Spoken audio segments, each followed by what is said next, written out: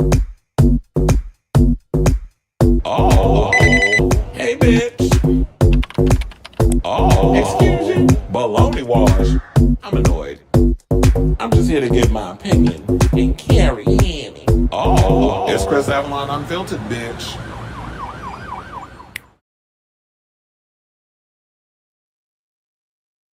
Hey y'all, welcome and happy Thursday. It's your boy Chris Avalon, and welcome to a brand new episode of Chris Avalon Unfiltered.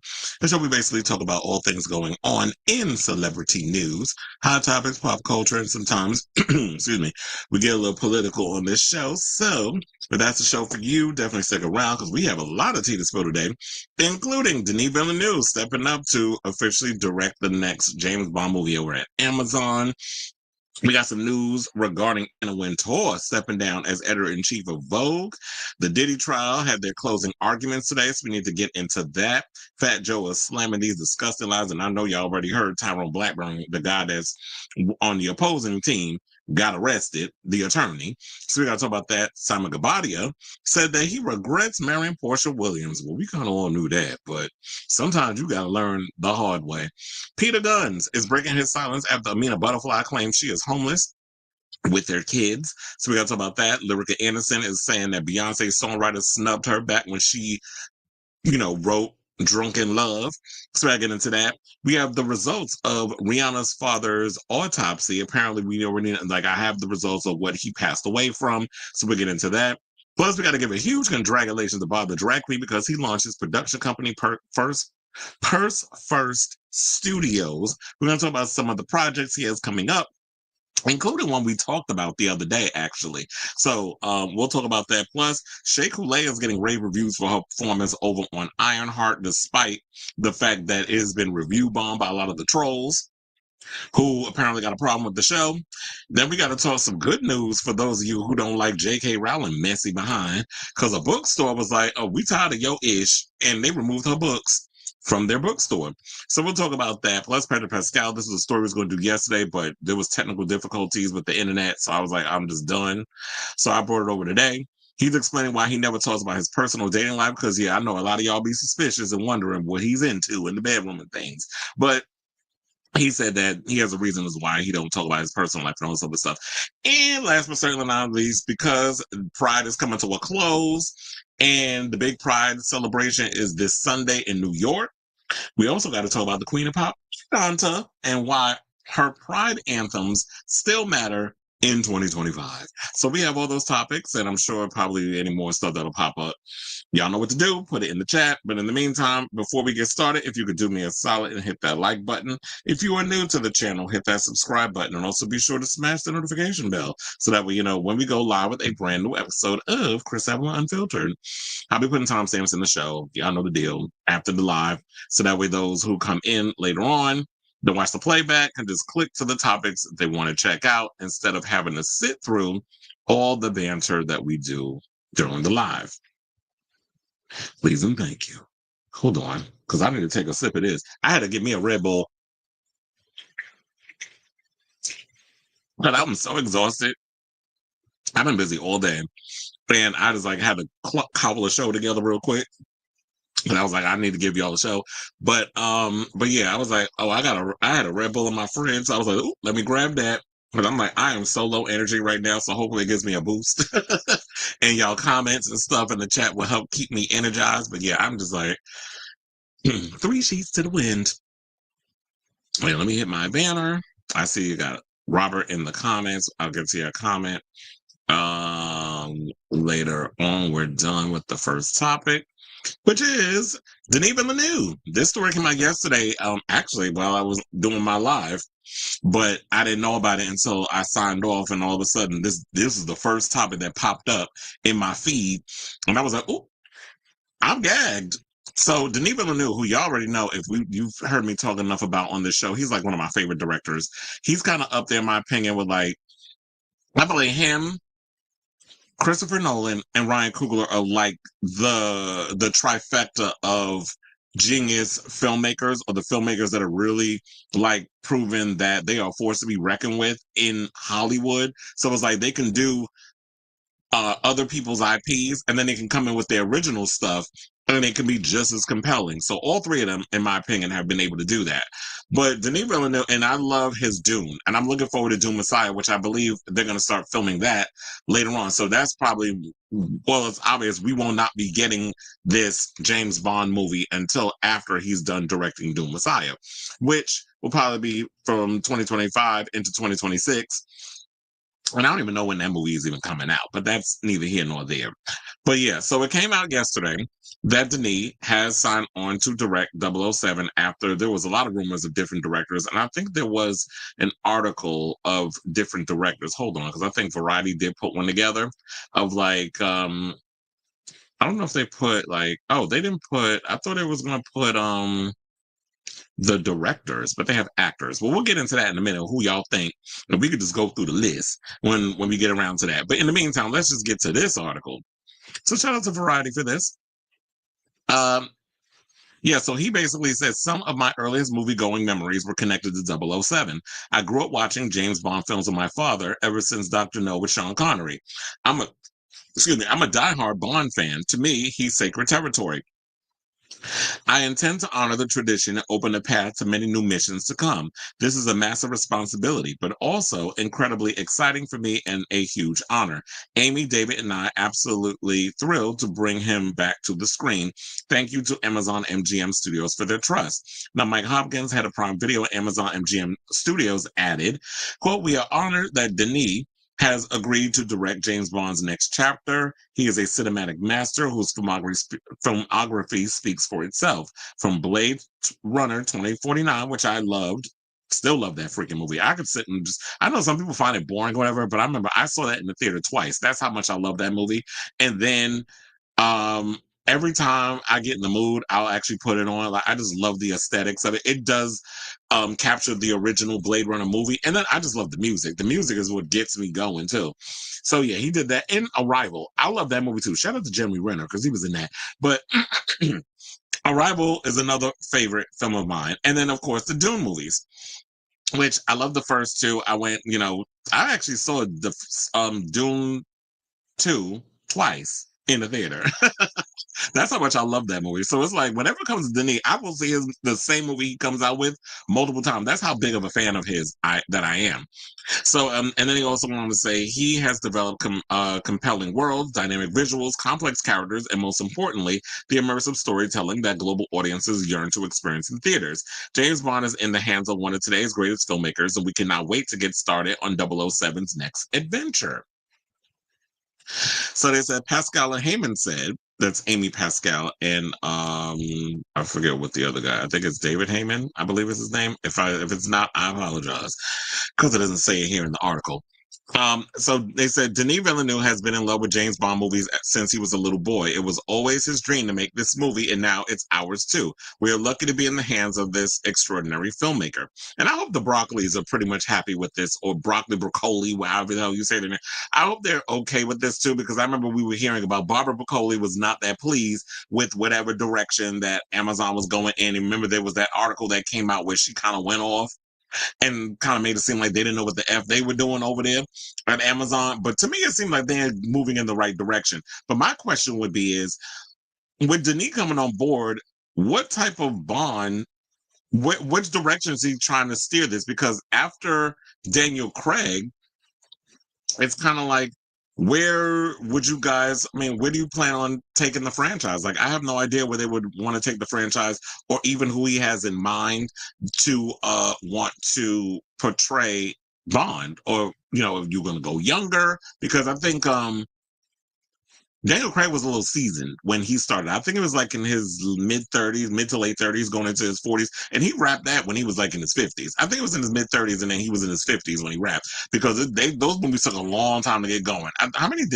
Trying to think how many did he do? I think he did about 3 or 4, if I'm not mistaken. But anyway, so yeah, it's like every movie so far that this band has come out with, I've loved. Where I told you the Dune films, Blade Runner 2049, Arrival, Sicario, Prisoners. I never saw Enemy and I never saw Incendies, so I don't know about those. But Prisons, that was a good one. That was the one I think with no, it wasn't. I think it is. It was the one with Hugh Jackman. Oh my god, that movie was so freaking good. Like if y'all haven't seen Prisons, definitely check that out. I love the first Sicario. Day of Soldado was all right, but nothing beats the original, like the first movie. And then of course Arrival with the aliens and all other stuff. So then he definitely knows what he's doing. He's someone who's very brilliant, very smart, and knows what he, knows how, as they said, how to craft a character and build a world. But like I said before, I would be interested in finding out who exactly they would be interested in doing it, because they said Amazon. Well, before we get to the choices of Variety has chosen, like who would be up in the running to be James Bond. They said that Amazon purchased MGM in 2021 to the tune of $8.5 billion. They said the streamer acquired the rights to distribute the highly lucrative spy movies, but only owned 50% of the franchise and was relegated to being a passive partner in terms of artistic choices. Then in February, after years of stalls and false starts on a new installment following 2021's No Time to Die, which was lackluster in my opinion,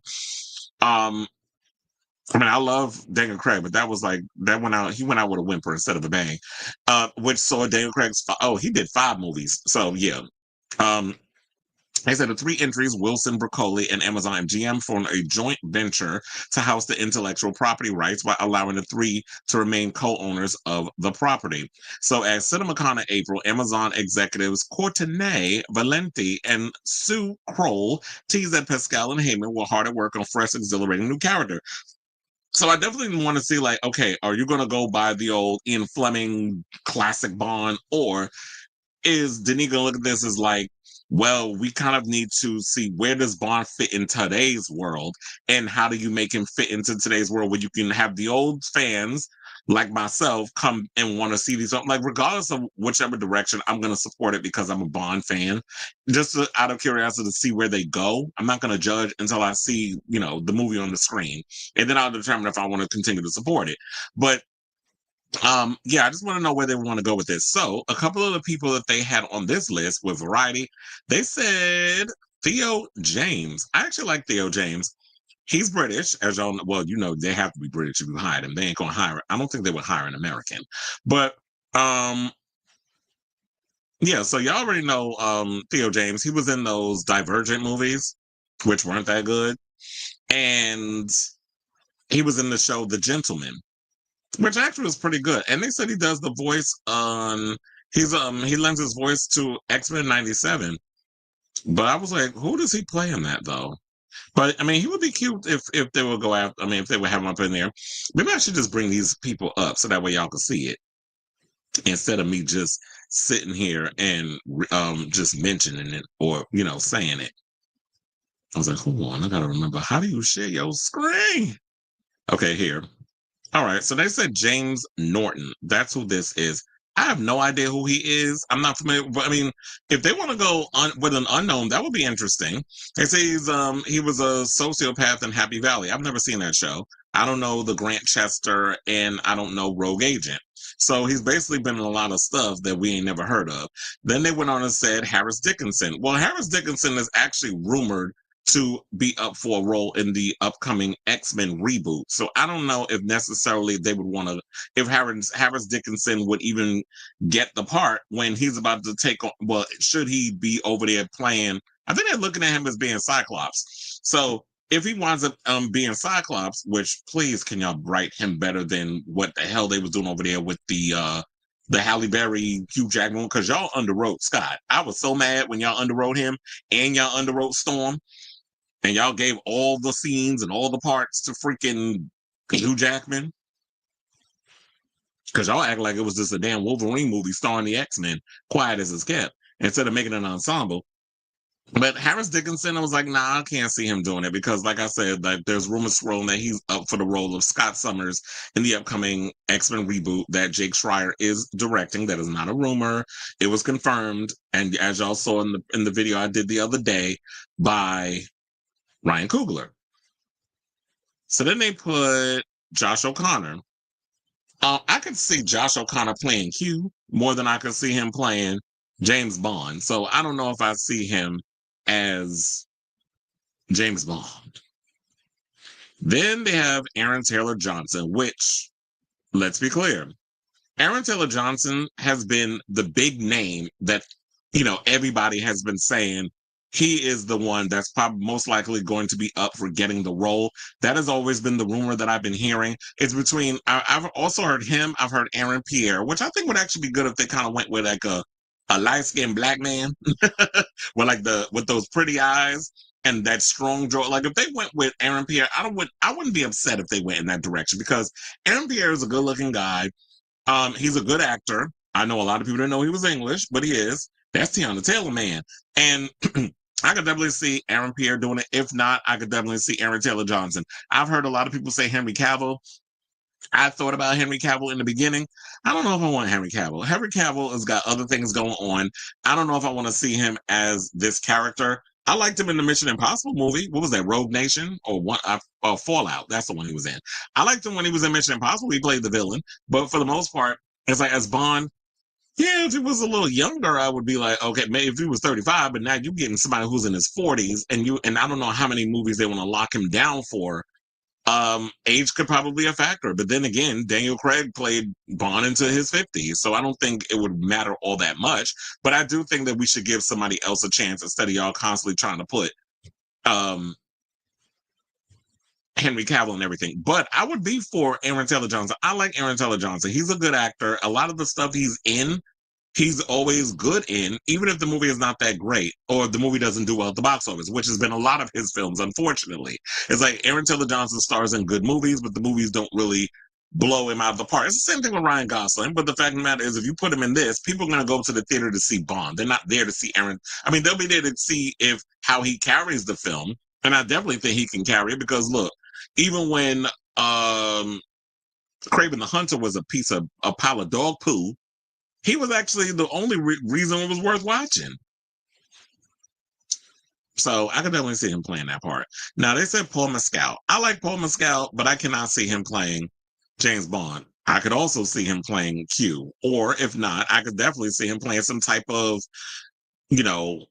Silicon Valley tech villain if they decide to go in that direction. I think they tried to do that with oh my God, what's his name? The one from Mr. Robot. But I didn't think he was a good villain in that damn movie. I just felt like he was playing Mr. Robot in that movie. Callum Turner, I'm not familiar with him.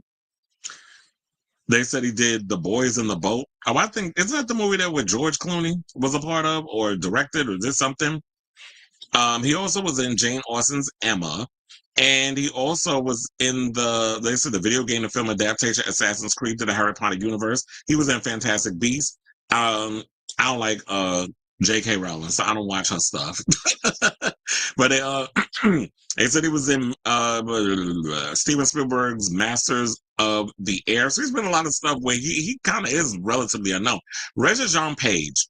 I like Regé-Jean Page. Of course, y'all know him from Bridgerton. But I feel like with this, he could use a hit.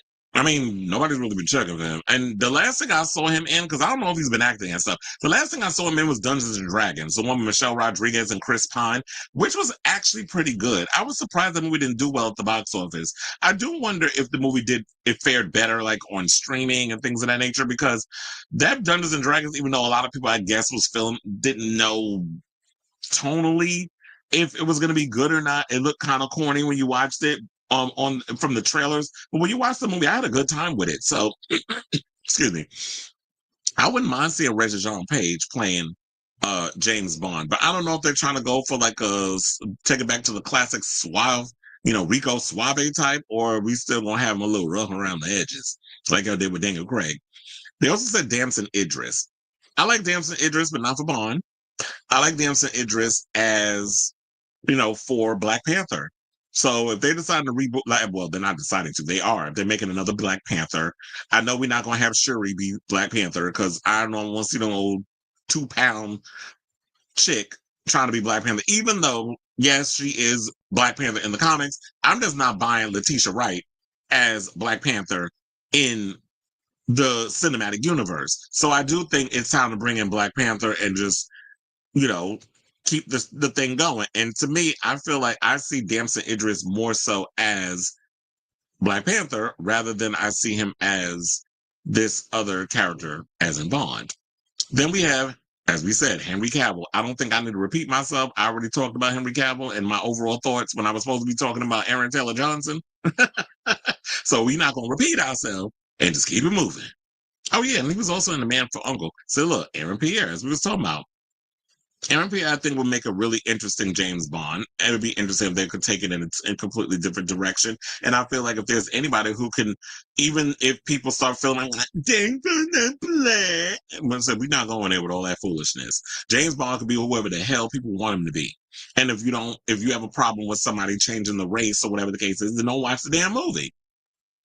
But if they decide to go with a black James Bond or somebody like, to me, I feel like Aaron Pierre embodies, having that character, being that character. But I don't know if he'll be able to do it because, he's playing Jon Stewart in Lanterns.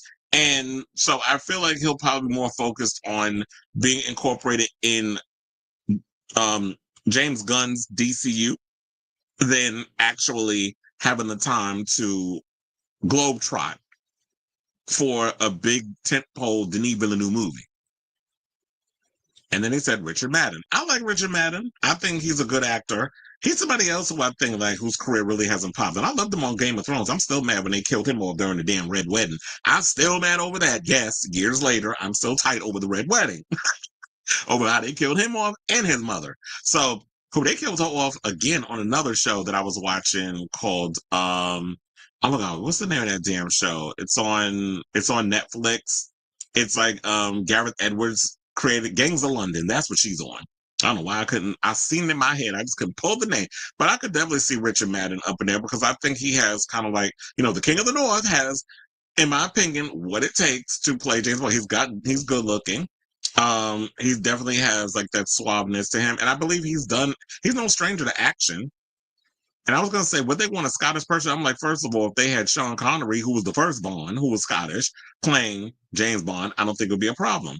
So, yeah, I could definitely see him up in there if, and Henry Golding. That was another name that I've heard people say that they brought up with Henry Golding. I could definitely see Henry Golding because it's like, yeah, you have like this, I think he's like of mixed race. So he's like half white, half Asian. And you kind of want to, and another thing, I feel like if you're going to take on somebody who's a person of color and they're traveling around the world, I would like for them to kind of incorporate, it's like, how do someone who is non-white deal with the world of espionage and getting through situations, whereas a white person would just, they just show up and be white and it's okay. So I would like those type of worlds to be explored where, even as a spy, you could be discriminated against. I'm not saying there got to be a whole after school special type situation, but there could be situations where it's like, they get into those type of moods. Then they said Lucien Laviscount. I have no idea who that is. I think he's a little too young. Oh, he's from Emily in Paris. Never seen that show. But to me, they also said he was on Scream Queens and Katie Keene and Snatch. We've done a lot of TV. But to me, he looks like a kid. So I don't know if they want to go that young. But the baby face is doing Dev Patel. I like Dev Patel. I like this movie he did too, Monkey Man. So when he did Monkey Man, even though, I know he went through hell putting that movie together and he only had a lot of limitations and stuff in regards of when he was putting the film together. But he basically showed that he could do action. And with some of the action sequences in that movie, I would definitely like to see him in that. But would I see him as possibly being a part of the Bond franchise? I feel like if they decide to diversify all the, other characters within the Bond universe, I would love to see him in that. But I don't know if I want to see him as James Bond. Damn, y'all got a lot of names in here. Andrew Garfield, I love it, but I don't know if I would want to say. I think Andrew Garfield's too big of a name. But if that's who Denis Villeneuve picks, then I'm like, okay, I guess you've seen something I didn't, but I don't know. I don't know if I'll see him as Bond. But I do like Andrew Garfield. Then we have Tom Hardy. I love Tom Hardy, but no.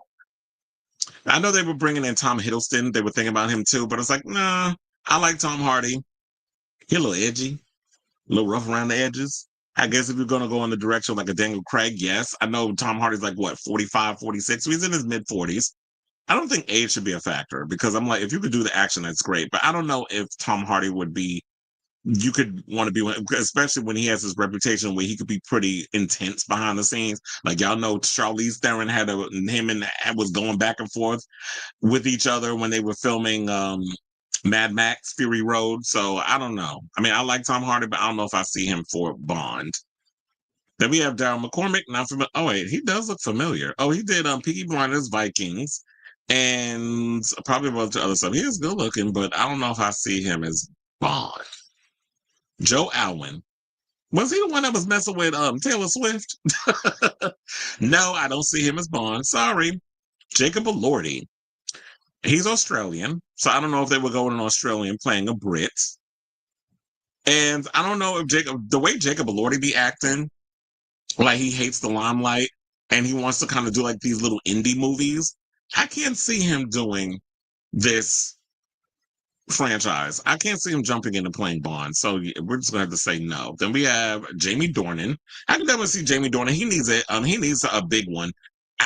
Outside of 50 Shades of Grey. I think I'm gonna stop it here because this is like too many, and I don't want to be spending 80 minutes on talking my Bond. But yeah, I just feel like so far the ones that I would want to go for, I feel like it would either be I'm set on Aaron Taylor Johnson. I could definitely see Henry Golding and possibly Regis Jean Page. Damson Idris, like I told you, I want to see him as Black Panther. But whatever direction that Denis Villeneuve is deciding to take with his Bond, I'm definitely curious to see who they're going to cast as his actor for it. And I'm wondering now that they announced a director, are they going to announce who they pick as the lead? That's like what I'm curious. Like, how long we got to wait for that? So I say all this to say, what do you guys think of this story? Are you guys excited as I am that Denis Villeneuve is about to, direct a Bond movie after he's done with Dune Messiah? So once he's done with that, then he jumps into Bond. I'm curious to see who he's going to pick up in there and who he's also going to pick as like the Bond girl. Who's it going to be? Zendaya? I mean, that would be interesting to see her up in there. So let me know what you guys think of this story in the comments down below.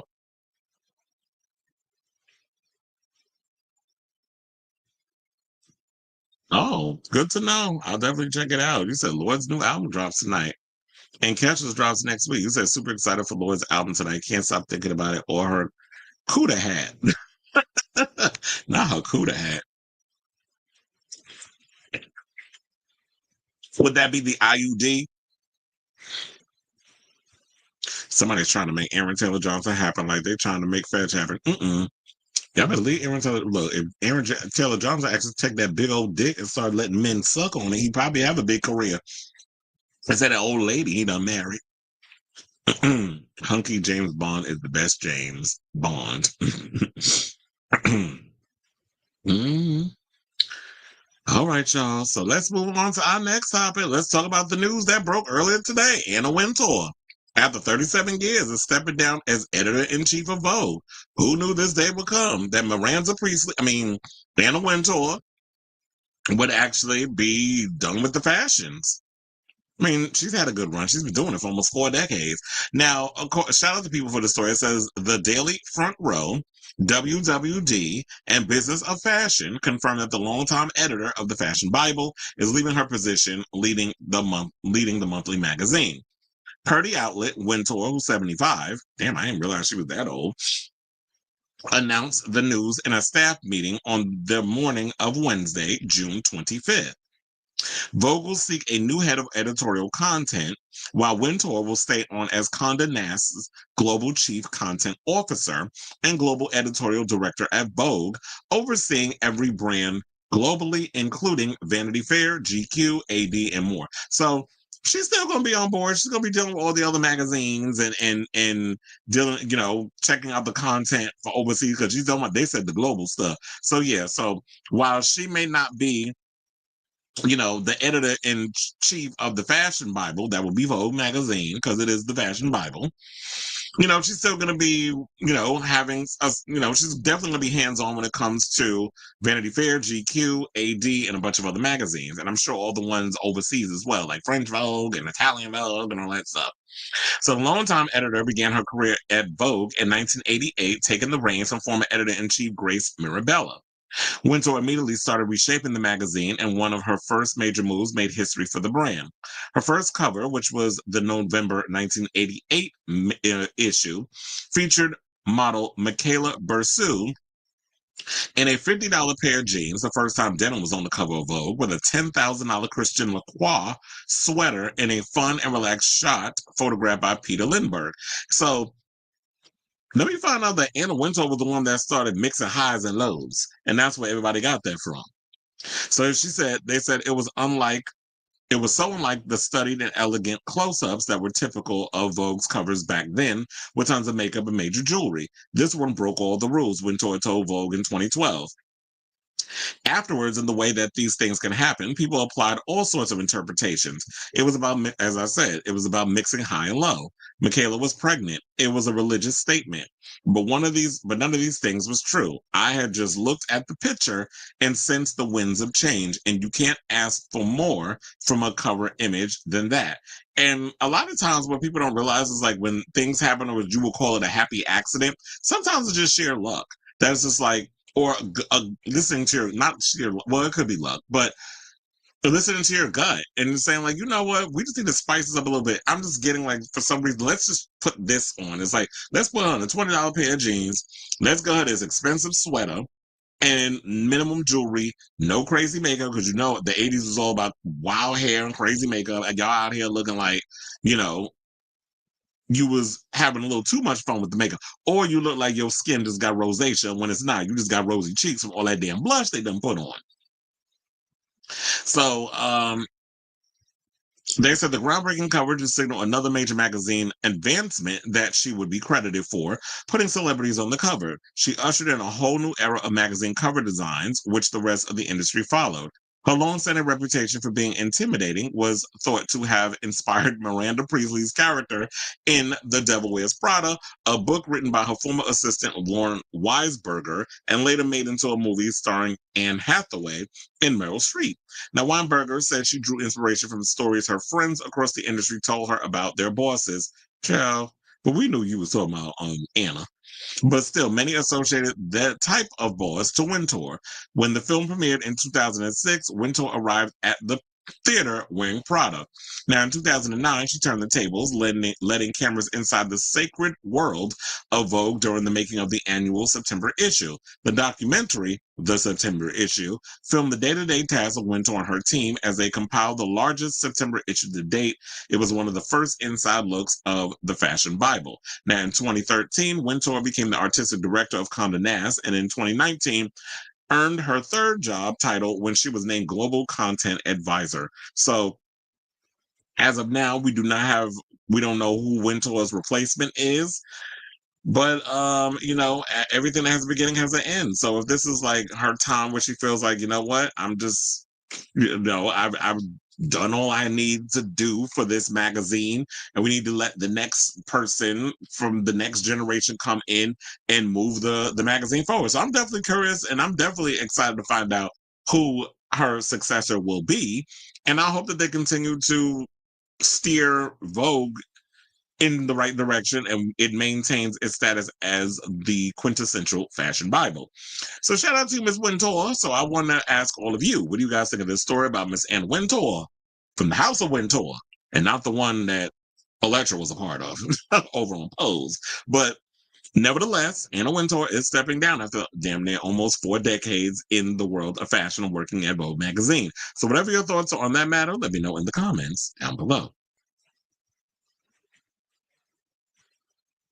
When I was younger, I used to say I was next in line to Anna Wintour because I love fashion so much that I wanted to work at Vogue. I love Anna and Vogue with all my heart. I wish her the best.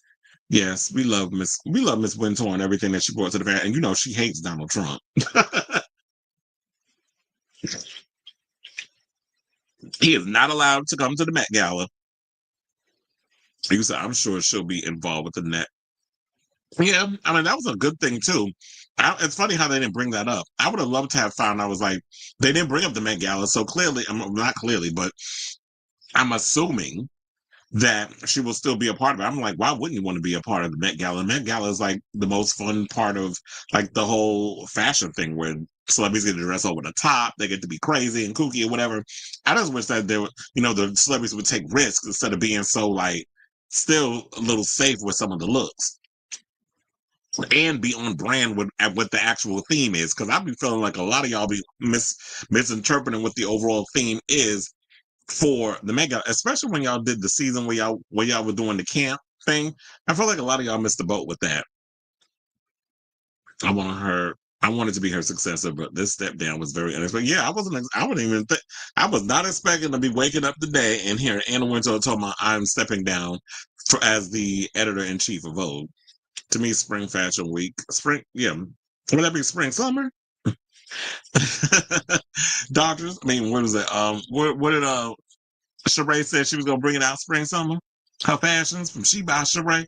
It says is the most fun times of fashion. The Met Gala quite disappointing this decade. So yeah, I really was really feeling a lot of the fashions from the Met Gala. Even the one where they was doing this year, where they were trying to play up to like a lot of the Renaissance, the queer Black Harlem Renaissance, that whole vibe. I feel like a lot of y'all was missing the mark. I mean, I be liking some of them when it was coming out. Like I love Janelle Monáe's look. I love Coleman Domingo. The usuals. All right. Okay, y'all, let's move on and let's talk about the diddler because it looks like we are winding down from his case. Thank you, Jesus, because I'm tired of talking about this man. So we can finally put this mess behind us. Also, I found out today because I was watching the news and stuff because I was like, let me eat something real quick before I do this show because more than likely this probably show gonna be 3 hours. But they said the same metropolitan detention center that the diddler, Austin Wolf, and Luigi Mangione has been staying at. They've been housing a lot of, like how ICE has been kind of scooping up a lot of the immigrants and all the illegals when actually there was been a lot of, people who have legal status in the United States that have been gathered up too and deported or sent to a prison or whatever the case is. They've been shipping them down to that same detention center. I'm like, what is going on? Like, why y'all ship? But that's a whole nother conversation for a whole nother day if we decide to get a little heavy on the politics. But nevertheless, let's get into the diddler and his situation. So his legal team has one last chance to plead his case in the music mogul's criminal trial before the jury reaches a verdict. So closing arguments have begun in the Sean the Diddler Combs trial as federal prosecutors delivered to the jury an hours-long summary of their case against the disgraced music and fashion mogul. At the center of a jam-packed courtroom, prosecutor Christy Slavic patiently broke down each of the 5 charges against Combs: 1 count of racketeering, 2 counts of trafficking, and 2 counts of transportation to engage in prostitution, and explain the associated predicate acts of and requirements of a conviction. Now, as Slavic recounted the harrowing allegations levied against Combs by his ex-girlfriends, former employees, and law enforcement agents, Combs' 3 adult daughters appearing in the courtroom. Child, why are the kids in the goddamn courtroom? Make it make sense. But that's what y'all want to do. If y'all want to keep subjecting yourselves to the best, by all means. But maybe that's their way of trying to gain a little empathy and sympathy from the jury.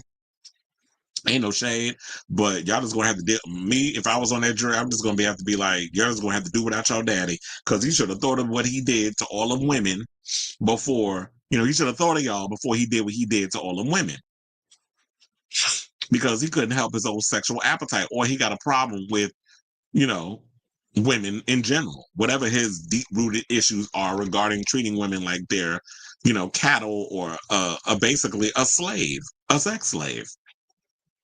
So yeah, now to continue, they said Combs' 3 adult daughters appearing in the courtroom for the first time in weeks whispered to each other and passed notes. Combs, meanwhile, scribbled on his own scraps of paper and handed them to his attorneys, Mark Agnafilo and Tenny Garagos. During most of the government's presentation, though, Combs clasped his hands in his lap and looked forward or down at the ground. Moving his feet around, he appeared unusually fidgety because he knows it's down to the wire, and he knows that his fate is in the hands of this jury on whether or not he's going to get out of jail or he's going to spend the rest of his life in jail. So it said the government started with a heavy focus on the racketeering charge, telling the jury bluntly, quote, Combs is the leader of a criminal enterprise. He doesn't take no for an answer. Slavic described the enterprise as Combs' inner circle, who committed crimes with and for Sean Combs. They said now that circle included Combs' longtime chief of staff, Christina Coram, aka KK, who they was calling her the Ghislaine Maxwell um oh my god, to Diddy's Jeffrey Epstein. Almost forgot his damn name. He says security detail and a rotating cast of assistants and staff members whom Slavic called Combs eager foot soldiers. And to even speak on those foot soldiers, there was also word that when everybody was sitting there talking about, well, why didn't Cassie leave? Now why didn't Cassie just leave that man? And she had many opportunities and blah blah blah blah blah, so on and so forth. It's like, well, first of all, every time that girl tried to leave, Diddy act like she was his property, and he had people who would spy on her, wanted to know her whereabouts, what she was doing, who she was talking to, who she was hanging out with. He had absolute control over that girl. So when the things of times where she felt like she wasn't in his, bird's eye view, he had people, that he was paying to snitch on her. We even heard, I think in one of the recent interviews that I brought up on the show with Donnie Klang, who was on Making the Band. He was supposed to be a part of Day 26, but Diddy decided to make him a solo act. And then we already know the story that happened with that because I did do that story regarding what he was talking about with Diddy and Making the Band and the lack of pay and how much they made doing the show and all that other stuff. Donnie brought up that Diddy had people that he paid to spy on them. Like he was spying on him on Day 26. I don't know. I wouldn't be surprised if he was spying on Danity Kane. I'm sure that maybe Dawn could, but if you ask Aubrey O'Day, she probably would vouch for what Donnie's saying. So this is not something that I would think would be so far-fetched that he would actually be hiring his people in his circle to go and spy on certain other people. And you already know when you a crab in the barrel and you got bills and you got all this other stuff, and New York is not cheap. So you're going to do what your boss tell you to do, even if you know that it's wrong to be out here doing it. So they went on to say the prosecution argued that over 2 decades, these people carried out crimes and helped cover them up, all under the orders of Combs in the interest of protecting his brand and catering to his personal and sexual desires. While Combs' former employees did not explicitly testify or being part of the criminal enterprise, Slavic told the jury to use your common sense and look at the evidence. And I agree. Use your common sense because common sense ain't so common with a lot of folks. Trust and believe. Now, on a slideshow, the government showed they said the government show. I thought I read that. I was like, the government. The government showed several predicate acts of racketeering, telling the jury they only need to identify 2 specific incidents belonging to any of the categories: kidnapping, arson, bribery, drug distribution, trafficking, interstate transport for prostitution, forced labor, witness tampering, and obstruction. As long as the jury decides that Combs and another member of his enterprise agreed to commit 2 individual predicate acts, he is guilty of racketeering. Now, Slavic argued that this is an obvious truth, as Combs is allegedly guilty of hundreds of acts of drug distribution alone. Because remember, there, during the freak-offs, they said that whenever the male, prostitutes would walk into the room, say S workers, walked into the room, they literally had a petri dish of all different types of drugs and labeled like right next to them what they were, as if you was coming to an all-you-can-eat buffet, and you go to the buffet and you see all the different foods up in there with the little name tag and the label, so that way you know what you're putting in your plate before you eat it. So basically, they was having that. So yeah, a lot of them drugs, of course, was illegal because you're using Special K or ketamine. You got the booger sugar, the Tucci, which is the pink booger sugar. You had and all kinds of, like, every drug you could think of. Diddy had access to it. And when you rich like him, trust and believe, you can have every and any drug or any person you want, because everybody is, got a price, I guess. Okay, so then what else they said? Okay, so they also went on to say Combs relied on his enterprise to make sure he had a constant supply of any drug he wanted for himself and his victims. Slavic said Combs plied his ex-girlfriend with drugs like ecstasy so they could perform sex with male escorts for days on end as he watched, filmed, and played with Lil Diddy. The prosecution showed the jury multiple examples of communications between Combs' team members pertaining to buying and delivering drugs to him. This is drug distribution. It's simple. The prosecution then touched on the other predicate acts, highlighting 3 distinct examples of alleged kidnapping. Slavic reminded the jury of Ventura's claim that Combs stomped on her face in an SUV and forced her to stay in a hotel as she recovered from the injuries. And if y'all don't believe that that was something he would possibly do, I'm sure that she was like, let's resort back to that infamous video in the hotel, where in the hallway when she was trying to leave with the clothes on her back and no shoes, waiting for the elevator. Diddy come running down the hallway with that big old gut and a towel and them socks up to his knees, kicking her, dragging her, and trying to get her back into the room. So we've seen the abuse on tape, so we know if he was capable of doing that. You can imagine, like, yeah, we believe that he was stomped on because we've seen him stomp her in the video.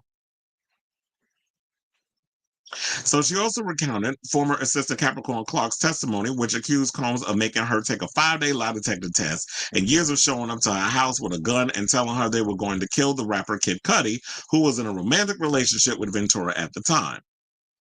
As for arson, Slavic said that while there was no concrete evidence that links King, I was going to say King Combs, that's his other child, to the explosion of Kid Cudi's car, it can't be a wild coincidence that the alleged arson occurred after Combs explicitly said he would blow up the rapper's vehicle.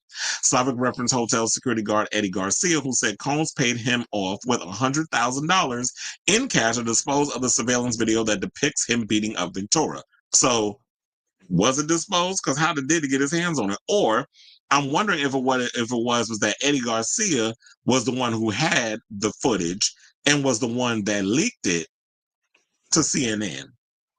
Or was it that Diddy did actually have the tape? Because I think Eddie said that he didn't think people was gonna believe him of the footage he had, so he recorded it, sent it to his wife, showing it to other people like it was show and damn tell at school. And so that they will be able to be like, see, I'm not lying, like I had the footage. But I think Diddy wound up having, he must have paid, I think more or less he paid Eddie for the tape so he could have it. And then I'm thinking when the FBI swooped down and did their whole little situation, that's how they had the tape. And apparently that's how CNN got it and all the other conglomerates. They said while the defense has said Combs paid off Garcia to protect his reputation, Slavic argued there is another reason that reaches the standard of bribery. He knew there was a possibility of law enforcement involvement, and therefore he could be charged with a crime if the tape was distributed. With respect to sex trafficking, which is both included in the racketeering predicate acts and a separate charge, Slavic began by discussing Combs' relationship with Jane, an anonymous alleged victim who dated Combs from 2021 to 2024. Going over the 3 elements of sex trafficking, Slavic said the jury only needs to find one incident in which Combs knowingly transported or enticed a victim into sexual activity, through use of fraud, force, or coercion, and in which interstate committee was affected. Now, Slavic showed an image of dozens of men's faces, the strangers whom Combs allegedly hired to have relations with his ex-girlfriends as they were drugged, covered in oil, sore, exhausted. She emphasized Combs' use of rent as leverage over Jane, and she pulled up previously shown text messages that convey Jane's reluctance to freak-offs. Saying, quote, I didn't want to feel obligated to perform those nights with you in fear of losing the roof over my head. This is what she wrote to Combs in September 2023, for example. Slavic also focused on Combs' alleged violence, describing him as insanely jealous and abusive. She pointed to one incident in June of 2024 in which Combs allegedly punched and kicked Jane, dragged her by her hair back to the house before setting up a freak-off. The government's closing argument will take up the remainder of the day in court. The defense will present its summations on Friday before the judge gives the jury instructions on how to interpret the rule of the charges. A verdict which could result in decades behind bars for Combs is expected to arrive next week. So yeah, I actually thought that Friday would be the day that we will find out. But they said that we're going to get it next week. And to me, it's just like, I'm just hope. I don't know if they're going to be able to prove all this. I mean, they had people testifying. There was text messages. There was video footage. Like, we already know that Diddy is the damn devil. I've been screaming from the rooftops that man is the second incarnate of Satan for eons. And people look the other way because Diddy made a lot of people money and Diddy was a powerful person. And now that a lot of that power is no longer in his favor, he's going to be running around. Now everybody wants to come out and say all the things that they want to say about him. And that's great. But to me, it's just like, he's a dangerous person. Like, I don't think that, if he was to be released, that people are going to want to work with him, that the things will go back to normal, where the fashion world and the music world will be welcoming Diddy with open arms. I do feel like he's got a scarlet A on him. If he was to be released, nobody's going to really mess with him unless they be doing like some sneaky deals behind the scenes or whatever. But then, of course, the shady sleuths is going to come out and expose it, and then everybody's going to start their boycotts or whatever the case is. But it's like, we've seen how he treats women and what he's done to people. And I guess people can say what they want to say of like, whatever Cassie's motives was, and regardless of that, he as a man does not have a right to threaten the life of someone, to put hands on someone, to try to act like that they're his property and treat them like basically a sex slave rather than that being your girlfriend, just because you have this tumultuous sexual appetite that you feeling like you just want to use a bunch of girls that you groomed to be a part of, because Cassie was a young girl when he met her and dangled basically her career in her hands. But I think I pretty much read all this other, because I saw something on TMZ where they said Diddy trial prosecutor just takes one freak off to convict if force, fraud, or coercive. So I think that was pretty much in the article that I read. So I don't need to read all of that. But I feel like if they could prove all this other stuff, yeah, Diddy's going down. Diddy's going to be staying in jail. I don't know if he'll get it for the rest of his life.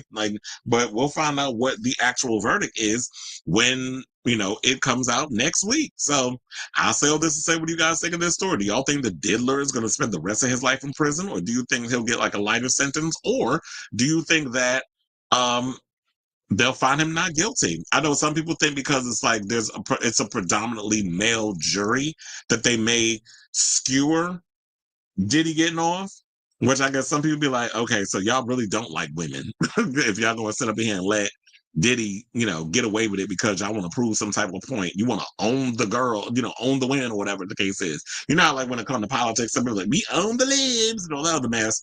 But it's like, what are you owning? Because now you out here stuck with this mess because you thought you was owning somebody. It's like, no, you going to have to suffer too. So I'll be definitely curious to find out what all goes down when it comes down next week. And I'll definitely keep you guys abreast of this story when the verdict drops. But in the meantime, let me know your thoughts on this story in the comments down below.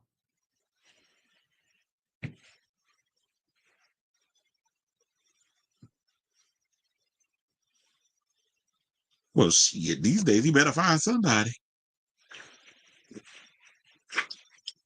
It's funny how they find Jesus when they're gonna be up in the jail. Or maybe you sure he found Jesus, or was that Jesus? And that'd be the only time he gonna give up that bud. Yes, bud. So that way Jesus can protect him behind bars, because they don't like baby diddlers behind in the jail. But okay. Everybody goes and they find religion was on the mess when when their life is pretty much over. And you got a scarlet damn A from the shenanigans you was out here doing. I was just casually looking at a picture from the 2021 Met Gala before you started the end of the topic.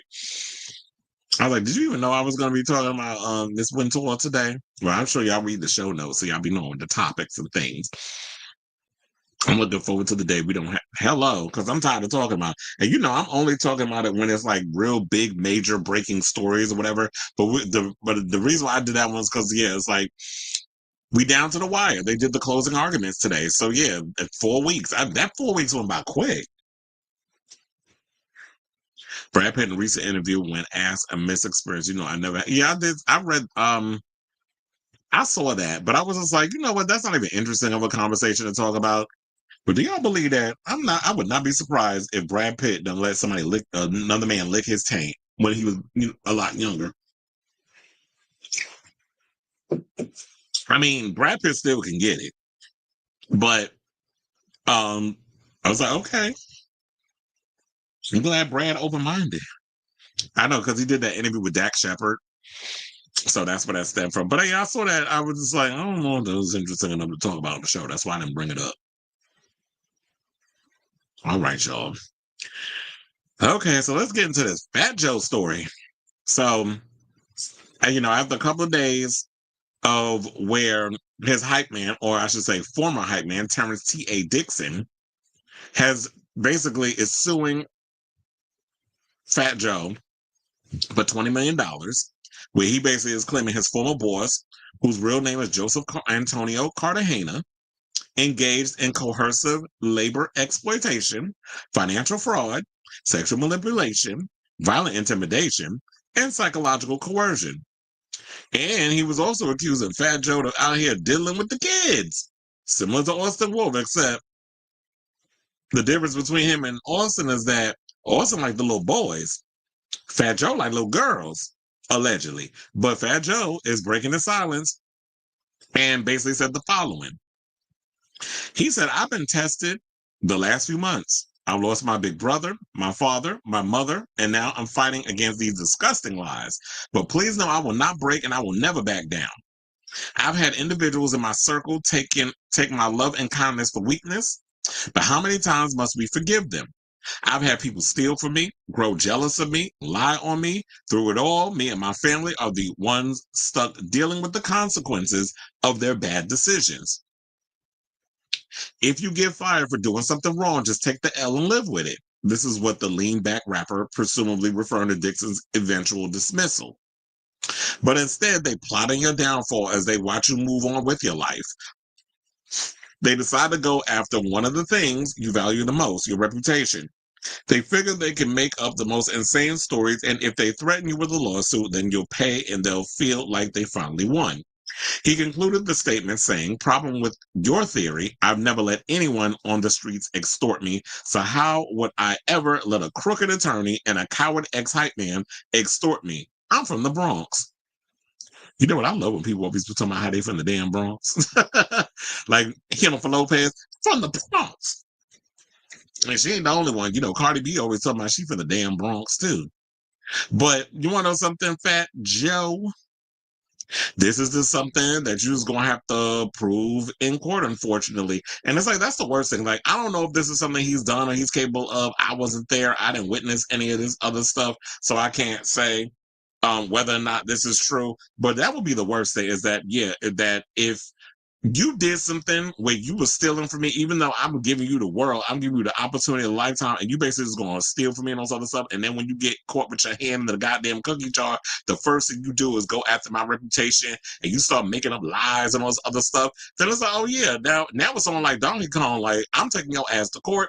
I'm not going to sit up in here and let you just extort me and destroy my name. And I'm sure you already heard the tea about Tyrone Blackburn, where he got arrested because I think what was it? He ran over somebody or something or another. So, and I told y'all the minute when I first reported this story and I saw Tyrone Blackburn name of it, y'all already heard my response to that. I'm like, I don't know if that was a good idea for you to hit him up of all people. I want to work your case. Ooh, hold on. So now, so then he went and called out, speaking of Tyrone Blackburn. So I was like, let me take the lower third out so that way y'all can see this. His Instagram. This is a screenshot because people like to take things down and then I don't be having the evidence because y'all be always wanting receipts. So now I gotta be going extra hard to give you all the receipts. I read the comments. So it said Joe then goes on to call out Dixon's attorney, who was arrested only hours prior to the statement publication time for assault. Said, quote, Mr. Tyrone Blackburn, attorney at law, since you want the clout, we will finish you in court.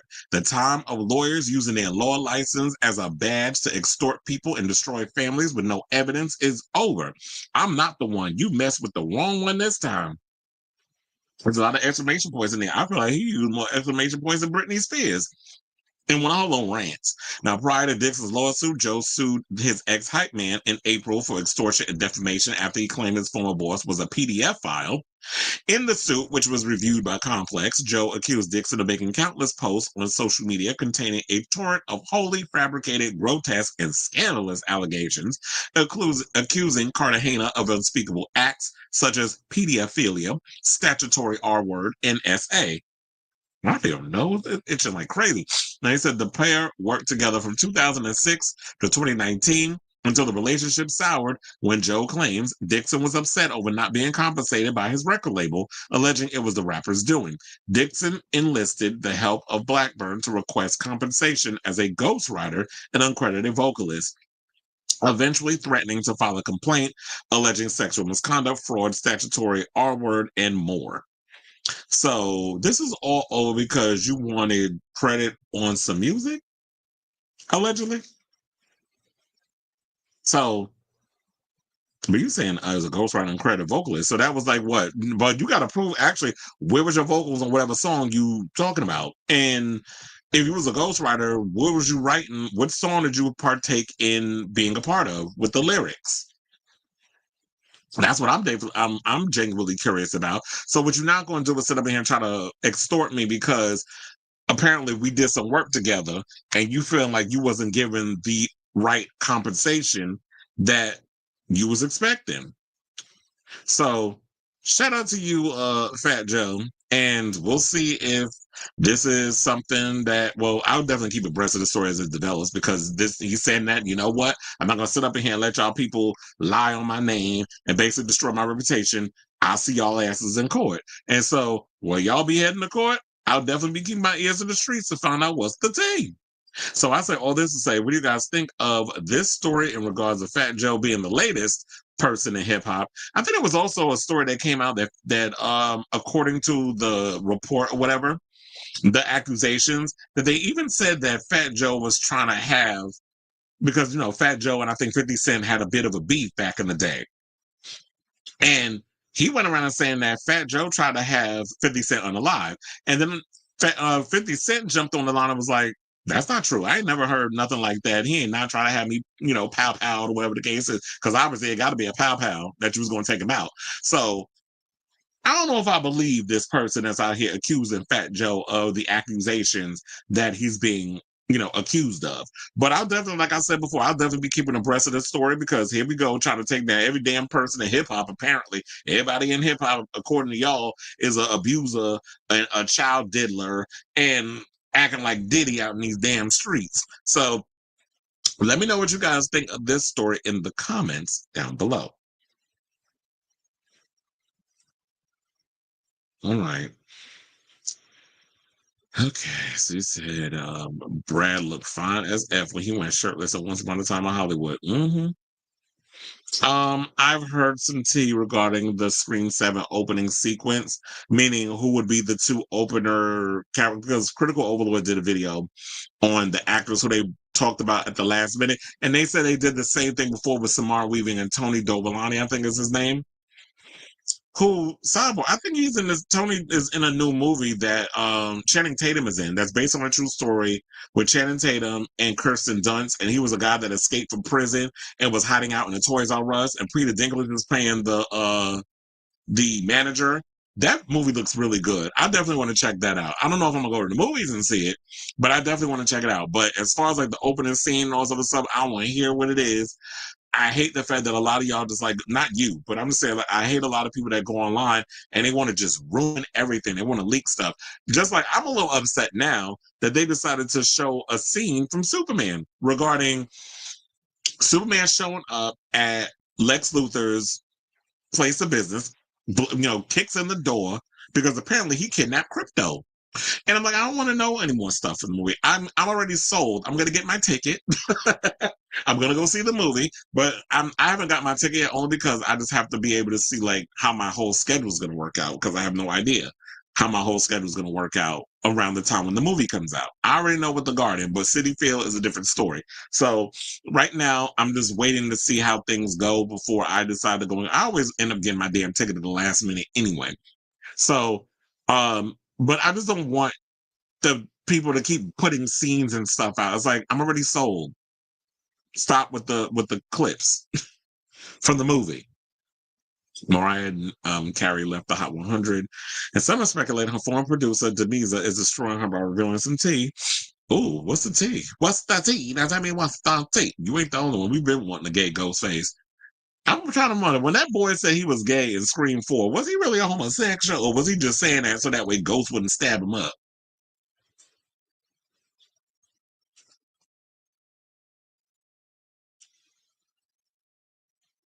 He probably is, but at the end of the day, you can't please the Snyder Bros. The Snyder Bros are going to feel how they feel. They're going to start with their review bombs. They're going to start with the shade. They're going to start with all that stuff. So you can't please them. Just put your movie out and hope for the best. But I'm hearing a lot of great things about the movie. There are people that saw the first 30 minutes, said it's great. There are people that say it's going to be a Star Wars-esque type opening crawl in the beginning of the movie. So I did hear that. I was watching Christian Harlow's show earlier today, and he was at a screening, I think, for F1, and he got pissed because there was some old-ass critic that was there that started spoiling stuff about the opening of Superman. He was getting mad about it. He made a little joke, was like, la, la, la, and then, but the guy kind of looked at him like, oh, okay, and then kept back talking. Me, I'd have flipped the fuck out. I don't give a good goddamn if you was Owen Gleberman or you were just some dude that just, is an influencer that just got into the whole critic game. I'm like, can you not? Like, there's some of us here who actually are looking forward to seeing this movie. I would rather you not be talking really loud about a movie that a lot of the people in the room have not seen yet. I'm glad you was able to see it before everybody else. But can you at least be respectful to the people around you and not be talking mad loud? I don't give a damn who it is, as I would say. But anyway, as I said, the only gay survivor in a horror movie was so. Well, you said that only gay surviving horror movies were so dumb.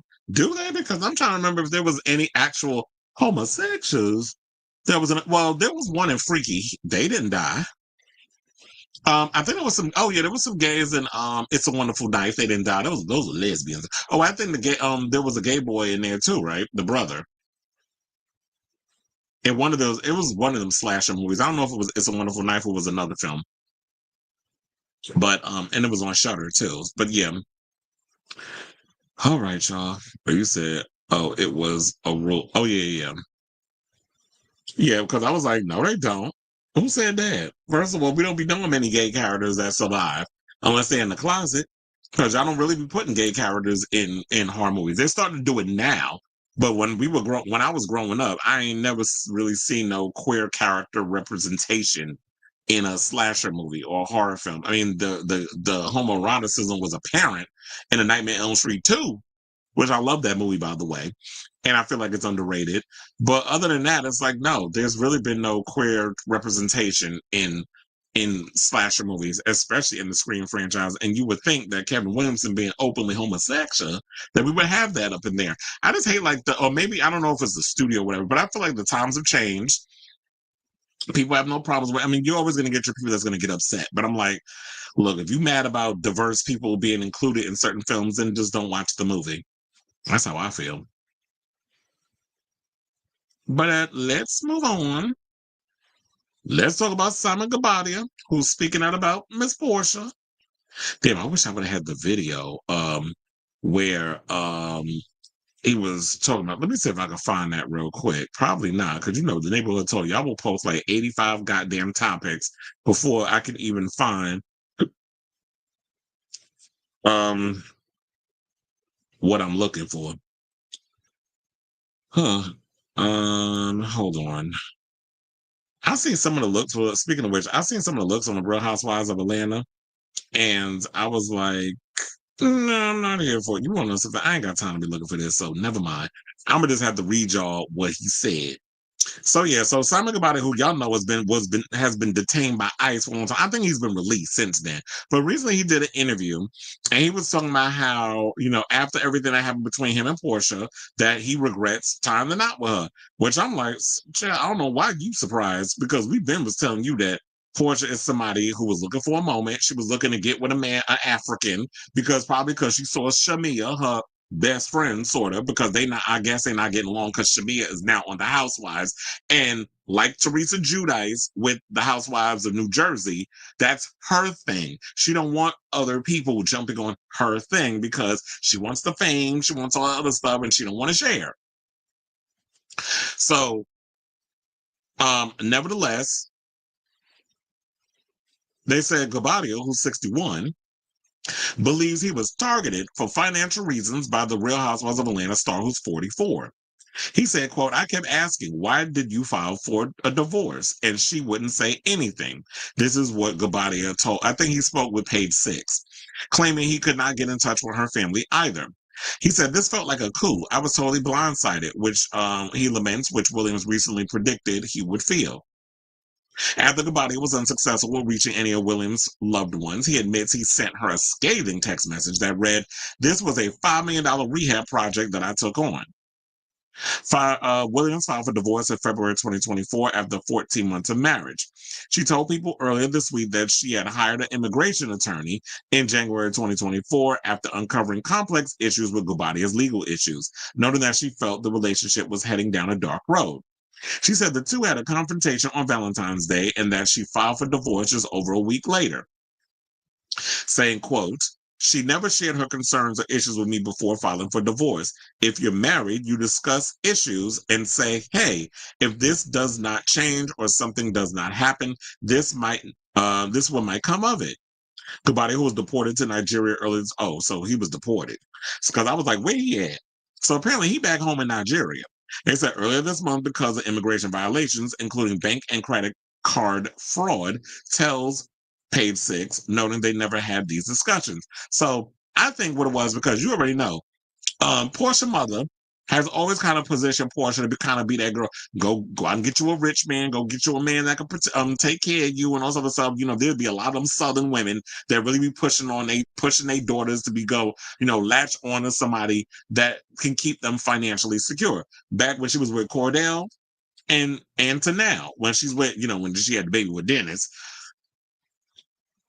And when she says that Denis has stepped up since the whole Simon situation and has been doing his thing. But I'm like, he should be doing it.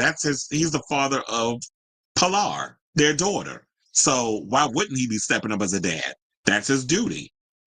But with the whole Simon thing, we've been knew from the beginning. Well, I'll say me. I've been knew from the beginning that was not real love that you got with him, because you knew there was going to be some financial security. And some people are going to sit up there and say because he was with Fallon at the time and then Porsha overshot. Well, we wasn't really friends though. We wasn't friends. We wasn't girlfriends. We wasn't close friends like that and stuff. So she went pushed up on that man, probably because she saw all the things that he had and was like, oh, I'm going to throw this puss on that man and he going to love on this puss.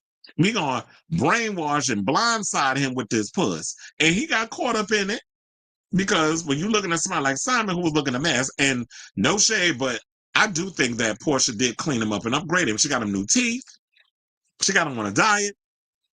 She got him looking a little halfway decent. But we're not gonna sit up here and try to act like that she ain't have a goal. And that goal was she thought that she hit a gold mine.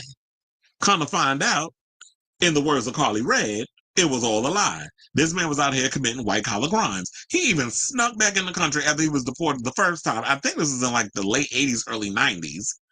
And he's been kind of living here covert for decades. Still committing his little white-collar crimes. With the fraud and all this other, as was mentioned in the story.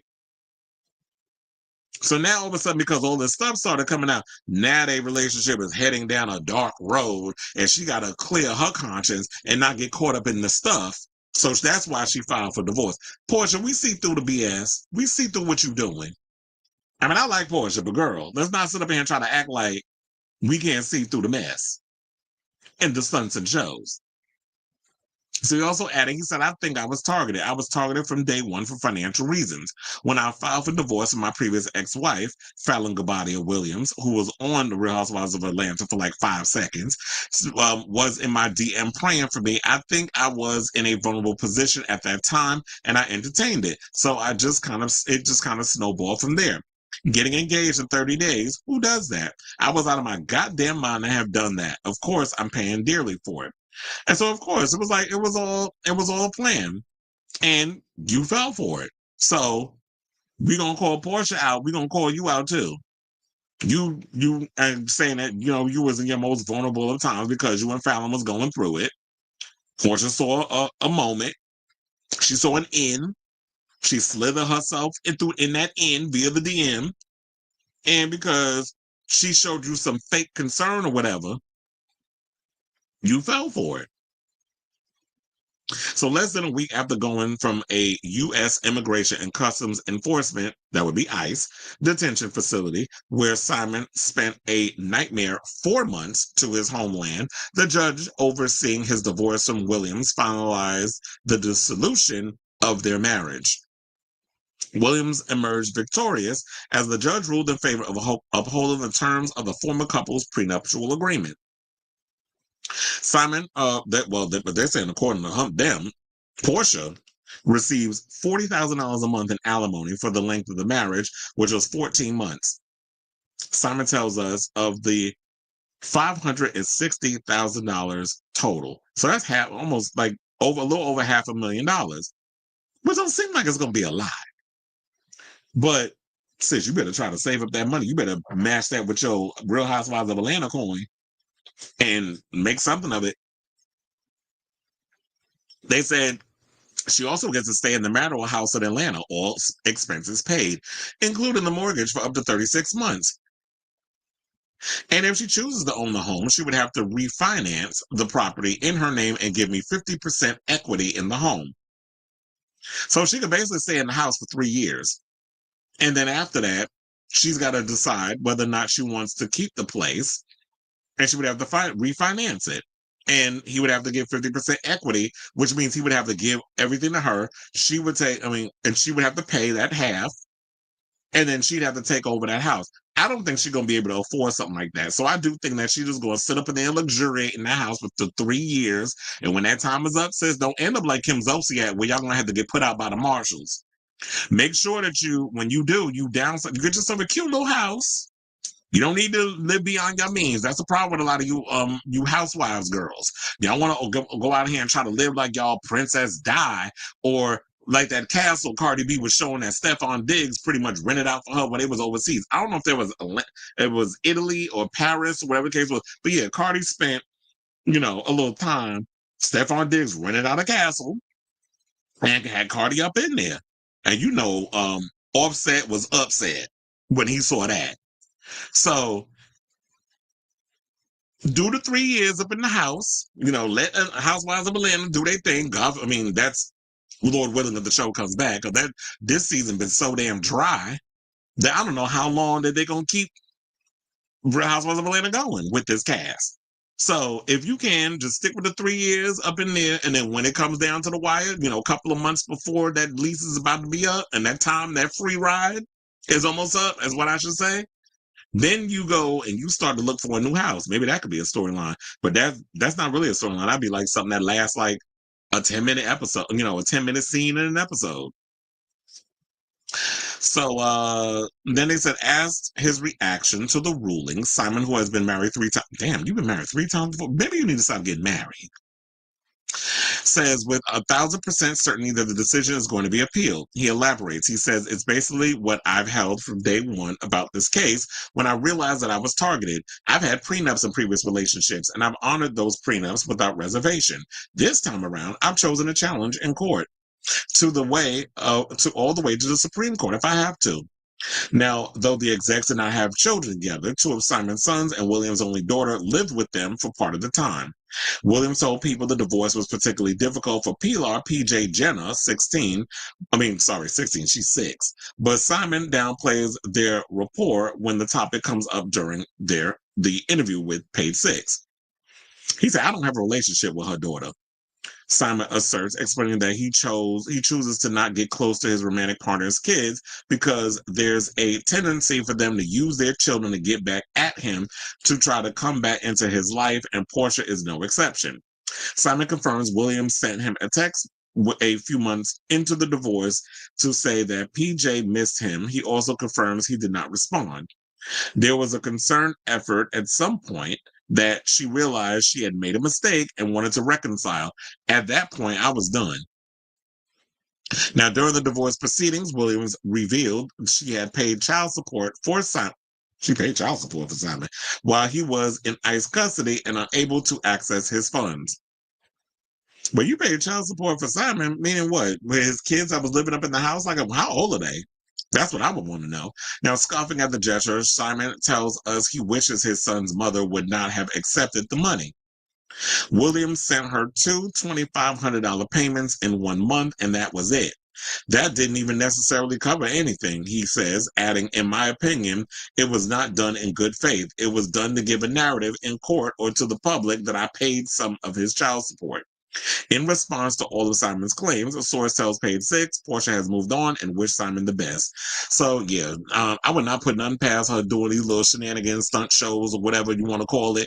And Simon, you're not that innocent in this either. But, child, quiet as it's kept, this should have been a good damn storyline over in the Housewives of Atlanta, because everything else going over there, y'all are not that damn entertaining. So, I say all this to say, what do you guys think of this story? Because I'm sure there'll be more to it down the road. And if there's any more that pertains to Simon coming out here reading Porsha down to the floor, and I wonder if they, well, I was going to say, I wonder if they brought this up at the reunion, but they already shot the reunion. So I don't even know if this will probably come up unless they start showing a trailer, and then we'll know what entails in the upcoming reunion, which I don't care about because I didn't even watch this damn season. So I don't even know, I don't even care what the hell y'all talk about over there, especially because Britt Edie is not even going to be on the thing, her or Kenya. So why would y'all even want to watch the reunion? So let me know what you guys think of this story in the comments down below. All right, so let's see what the people are saying. Oh, you doing 6 pounds? Are you still using that Ozempic? Because I know you say you was using the Ozempic. But 6 pounds, you know, I thought about using Ozempic, even though I don't use it. But my grandfather did read me the other day. I went over to help with something at his house because he, was staying down in the dining room because he had fell. I told her he had fell down the steps and he had to go to rehab and all this other stuff. He's like 91, so it was like he fell down the steps, but now he's anxious. He wants to get back upstairs, so I had to help move his mattress and everything back into his in the upstairs room. He was like, "You getting big?" I was like, "What? Excuse you? Are you calling me fat?" I mean, I have been working out a lot at the gym, so I don't know if he meant like fat or big. He's that bigger. So I was like, was that a read? But because I was thinking, I was like, maybe I need to use the Ozempic. He said, I love Porsha, but it was always about money and having a perfect wedding day. I said, she a stunt queen. Girl, just admit the thing, why you do what you do. She did a photo shoot for People magazine and she looked good. She recreated the way. Yeah, I saw that. The whole waiting to exhale thing, because that's her thing I'm trying to capitalize on. Yeah, she ain't have a good man, Savannah, apparently. Every 10th anniversary to legal homosexual marriage. Okay. Especially with Pride, the big Pride parade happening this weekend. Hopefully, Zohran Mamdani will be there because he loved the gays. He's trying to, help get a lot of health care for the trans community in New York. We do have good doctors in regards of like trans health care and the surgeries and all the other stuff, especially if you're like trans youth. So we have good doctors in New York. Okay. I'm sure every time she walk in the room, you hear that song, she give me money when I'm in need. Yeah, she a gold digger, way down, waiting on me. I feel like we're what's his name? Jamie Foxx. I say she a gold digger. Not Simon falling for a big. Well, you would not be surprised. And if a man looking like Simon and a woman like that coming, you should have known that was too good to be true. But like I said, you went against your better judgment. You got caught up in the matrix, and now look at you. So accept that L, sir.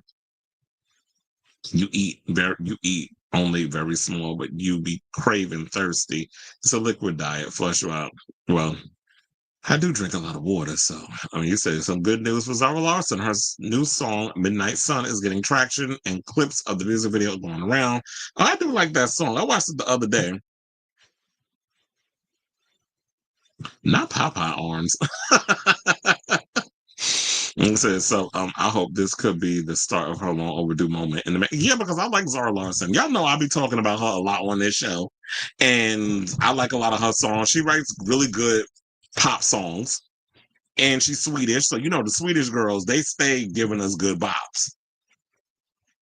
So I like Zara Larson. And I hope that she gets her just due. I mean, the video is a little simple, but I was like, yeah, who got time to be spending millions of dollars on a damn music video that a lot of y'all just gonna watch once and keep it moving? So videos aren't what they used to be. Now you can just make like little lyric videos and call it a day. Kind of like what Allison Goldfrapp's been doing. It's kind of like just make like this little lyric video situation, little visual, and that's enough. Because music videos is not cheap. And when you independent, the best way to make that money and stuff is like save it for the tour. But thank you. I was like, I felt insulted. My own grandfather read me. He was like, you getting bigger. But I was like, maybe it's because, yeah, I do lift a lot and stuff. So I don't want to be skinny. That was me when I was younger. When I was a kid, I was like a little twig. You said BB Rexa says the video for Midnight Sun screams ray of light. She said, you got it. Katy Perry was right. It's time to honor Madonna, as they should. And we will honor Madonna at the end of the show. So be on the lookout for that. I've been rewatching Sabrina's Man Child music video. I like the video, but I'm not really feeling the song though. I think the Man Child song is good. I mean, the video is good, but I'm just not feeling the song. The song is not really grabbing me. So I'm hoping this record is a lot better. Oh, should I say it here? Well, I'll give you a hint. It's a line.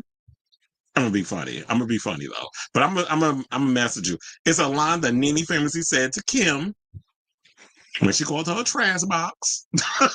That's your advice. Now I'm just playing. Put your legs. Um, Let me stop being messy. Well, hold on. Yeah, because I don't know if you want me to tell everybody what was going on. But yeah, I gotta say, I gotta find you in here. But yeah, um, leave them men's alone. You know the type that you've been on and off for 4 years with, because if I just say in general, if you're gonna be in a relationship with somebody that is saying that I'm gonna leave said person, you just gotta wait until who knows when that is. We've seen that story told in many movies, many situations. I don't think they're gonna leave because they feel like, in a way, why buy the cow when they can get the milk for free? So I'm not going to hold you on certain things, but it's like I don't. But I understand when you're in love and you like somebody, and you always focus on like the good things that you like about them and try to bypass the bad things. Also, you always see the good in people, and you want to feel like, okay, eventually they're going to change, they're going to do what they need to do. But I feel like he was leading you on. You did a great thing for yourself to lead that man and leave him back there, and you need to find somebody that truly is that will love you for you and be available for you mentally, spiritually, and emotionally. Because I don't want to be in a relationship with somebody who is committed to someone else and saying like, yeah, I'm gonna leave him, I'm gonna leave him, I'm gonna leave him, I'm gonna leave him and stuff. And it's like, okay, so when you gonna do it? Because you're not gonna sit up here and keep me stringing me along because the sex is great or whatever the case is. So I really want to go in, but I know you don't want me. You don't want me telling your business all the way. So that's why I'm trying to talk in subliminal-ish. But yeah, that was true. I forgot to give you the whole advice situation. Oh, I could be like, I could do. Maybe I need to do an Ask Chris segment when it comes to the relationships. Because, child, I've been through it with some of these 10 years. 11 years I sacrificed. Yeah, we're not gonna cry. I'm gonna have my Mary J. Blige moment. It's like,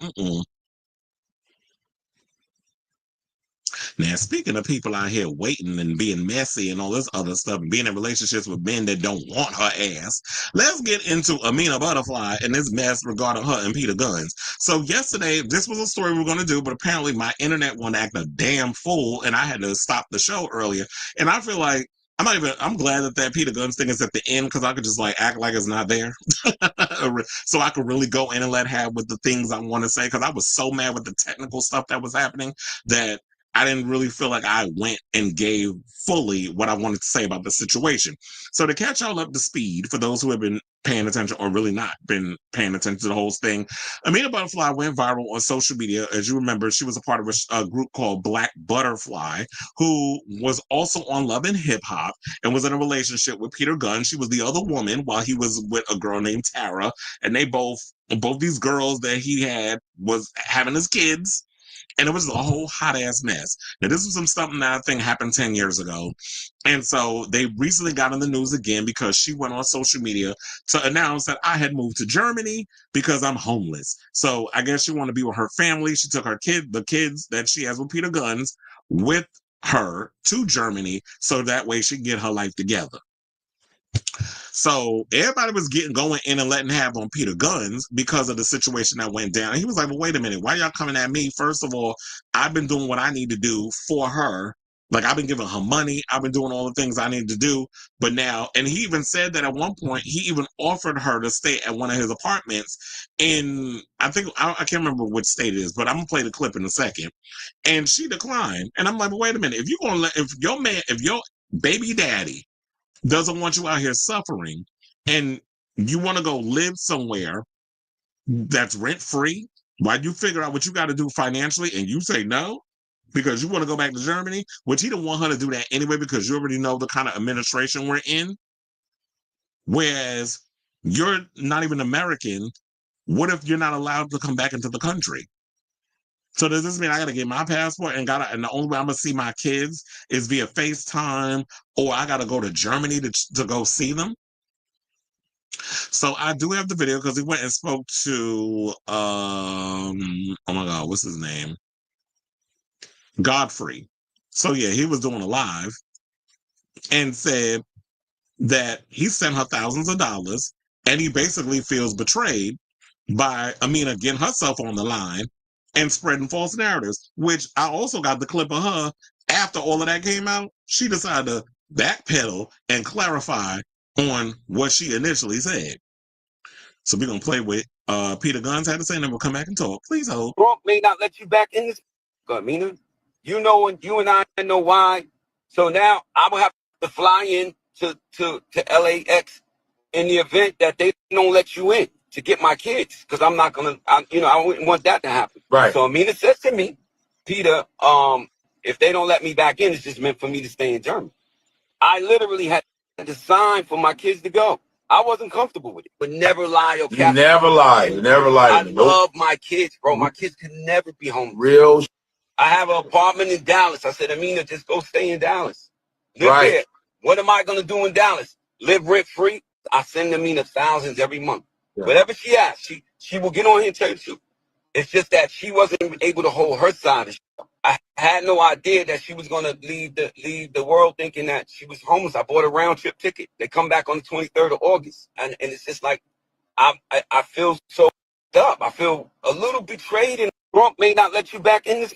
Amina, you know, and you and I know why. So now I will have to fly in to LAX. Everyone's like, where Peter at? Okay, so we'll get to what she had to say in a second. But now she was out here basically spreading false narratives. He said, I have an apartment in Dallas. You can go stay there with the kids while you figure out what the hell you need to do. And her donkey behind is like, what am I gonna do in Dallas? Live rent free, and then while you're living rent free, you can figure out what the hell you got to do while you're out in Dallas. Possibly get a job, maybe as a cocktail waitress at a bar that has like live entertainment. And if you want to get up there and do a little yang for an extra coin, you can get up there and be a torch singer or whatever the case is. Use your talents. But no, it just seems like she's one of these typical girls that couldn't hack it as a musician. So she saw Peter Gunz, which, no shade, but he's a one-hit wonder. And I do like that Uptown Baby song that he had with Lord Tariq. But still, at the end of the day, Peter Gunz a one-hit wonder. But I don't know how he make his money. That's none of my business, and I don't even really care, quiet as it's kept. But you saw an opportunity to get with somebody who was in the industry, and you thought by latching on to him that he was going to take care of you. But financially, you couldn't figure out what you needed to do. So you out here looking like a bum, somebody who can't mentally get it or just get it together career-wise. A lot of y'all still, like with me, I do entertainment stuff, but I also work a regular job because I'm a hustler and I got bills to pay. I'm not going to sit up and be like, well, I'm going to hold out and wait for this job or this big moment to come along because I'm too good to work a regular job or whatever the case is. Some of y'all need to humble yourselves and get like Elvin from the Cosby Show and get you a job at a supermarket or something. Because at the end of the day, you need to take care of yourself. Like, I understand if you homeless by yourself, but if you got kids, you can't just be out here just mooching off of your parents or your family or your baby's father because you too good to get up off your ass and get a job. So after everything that Peter Gunz said, because she had him out here crying on his little live on Instagram, because he did say after all that stuff she said on social media, everybody was getting at him in the comments.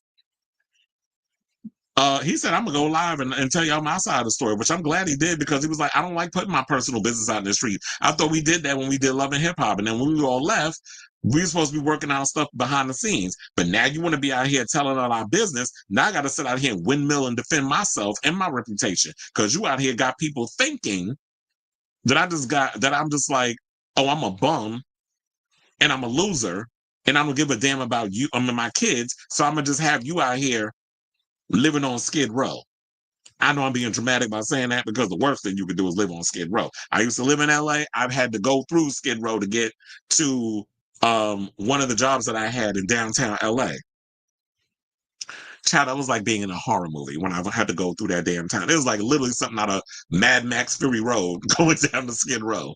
But here's what she had to say, because the narrative was that he wasn't paying his part. So she had to get herself, Willow, like, girl, you need to put a little oil up in that hair because it's looking a little dry. I know you biracial, niece, but us biracial folks, we know we got to put a little extra something in our hair to keep it from frizzing up.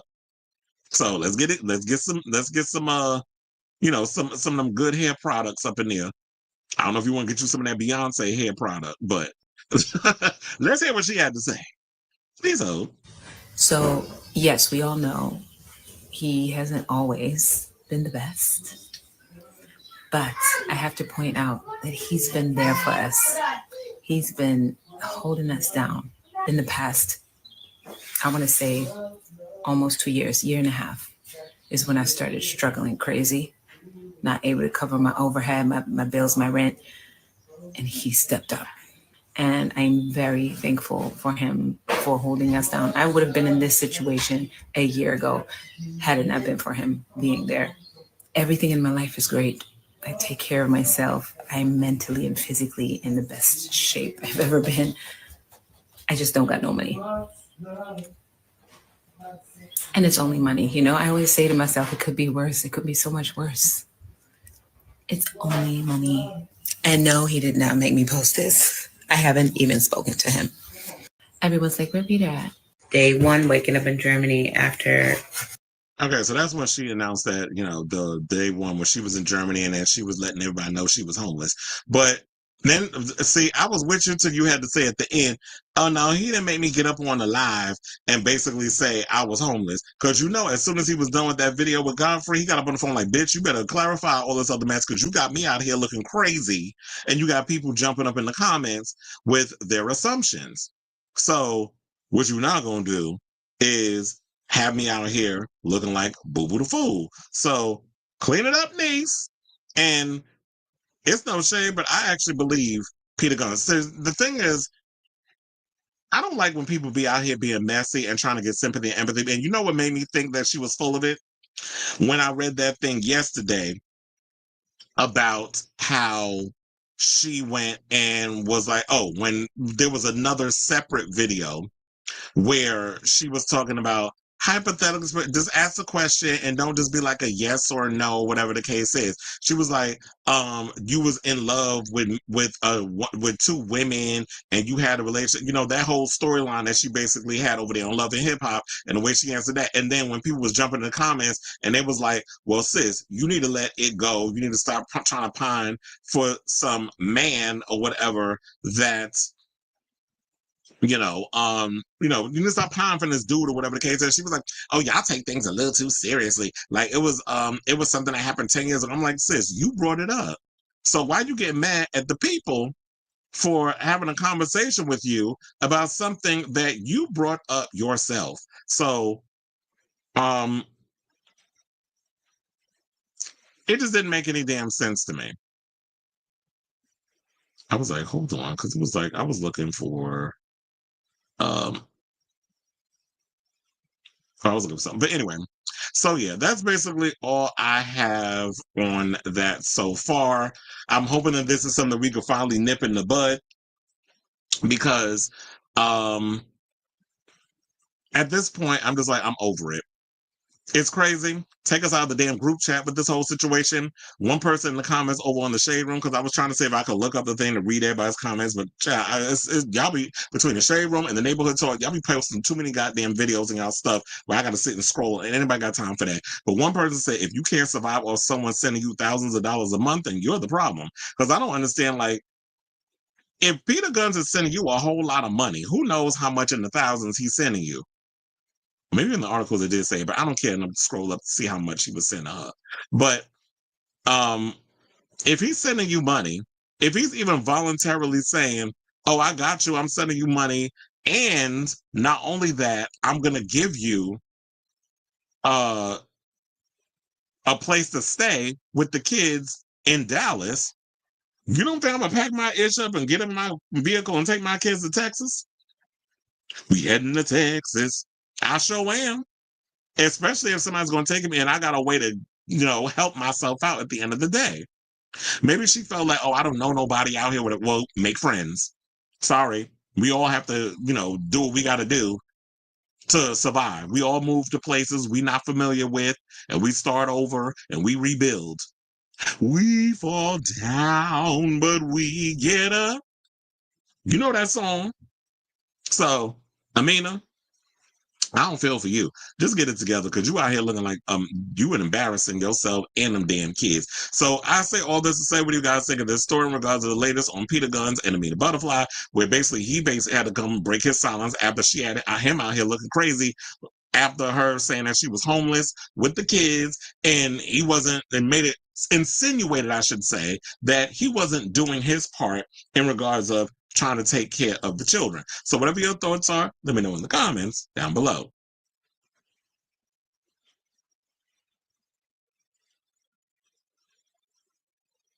Ooh, Magic Mermaid's in the building. Not Scary Spice. That song is a classic. Okay, she waiting for her next ball of the seed. Well, good luck trying to. Maybe you'll find them in Germany. OMG Storytime, not us, the modern day version. Tarjay might be okay. That'd be the one time I'd be like, okay, you a person of color that can go work over at the Tarjay. CNN officially announced Cuomo was staying on the ballot. Well, what? Didn't he just say that he wasn't running? He said, well, he just gave it to Mamdani, so not so Eric Adams.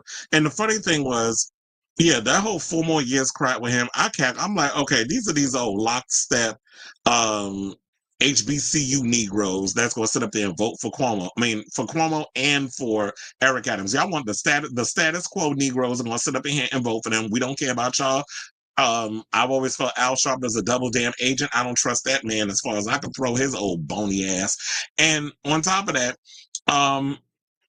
Eric Adams was on Don Lemon Pepper Wings Lemon Show, or Don Lemon Pepper Wings, as I like to call him. That old queen. He was on his show earlier, and I put in the comments that we don't want you as mayor. And left.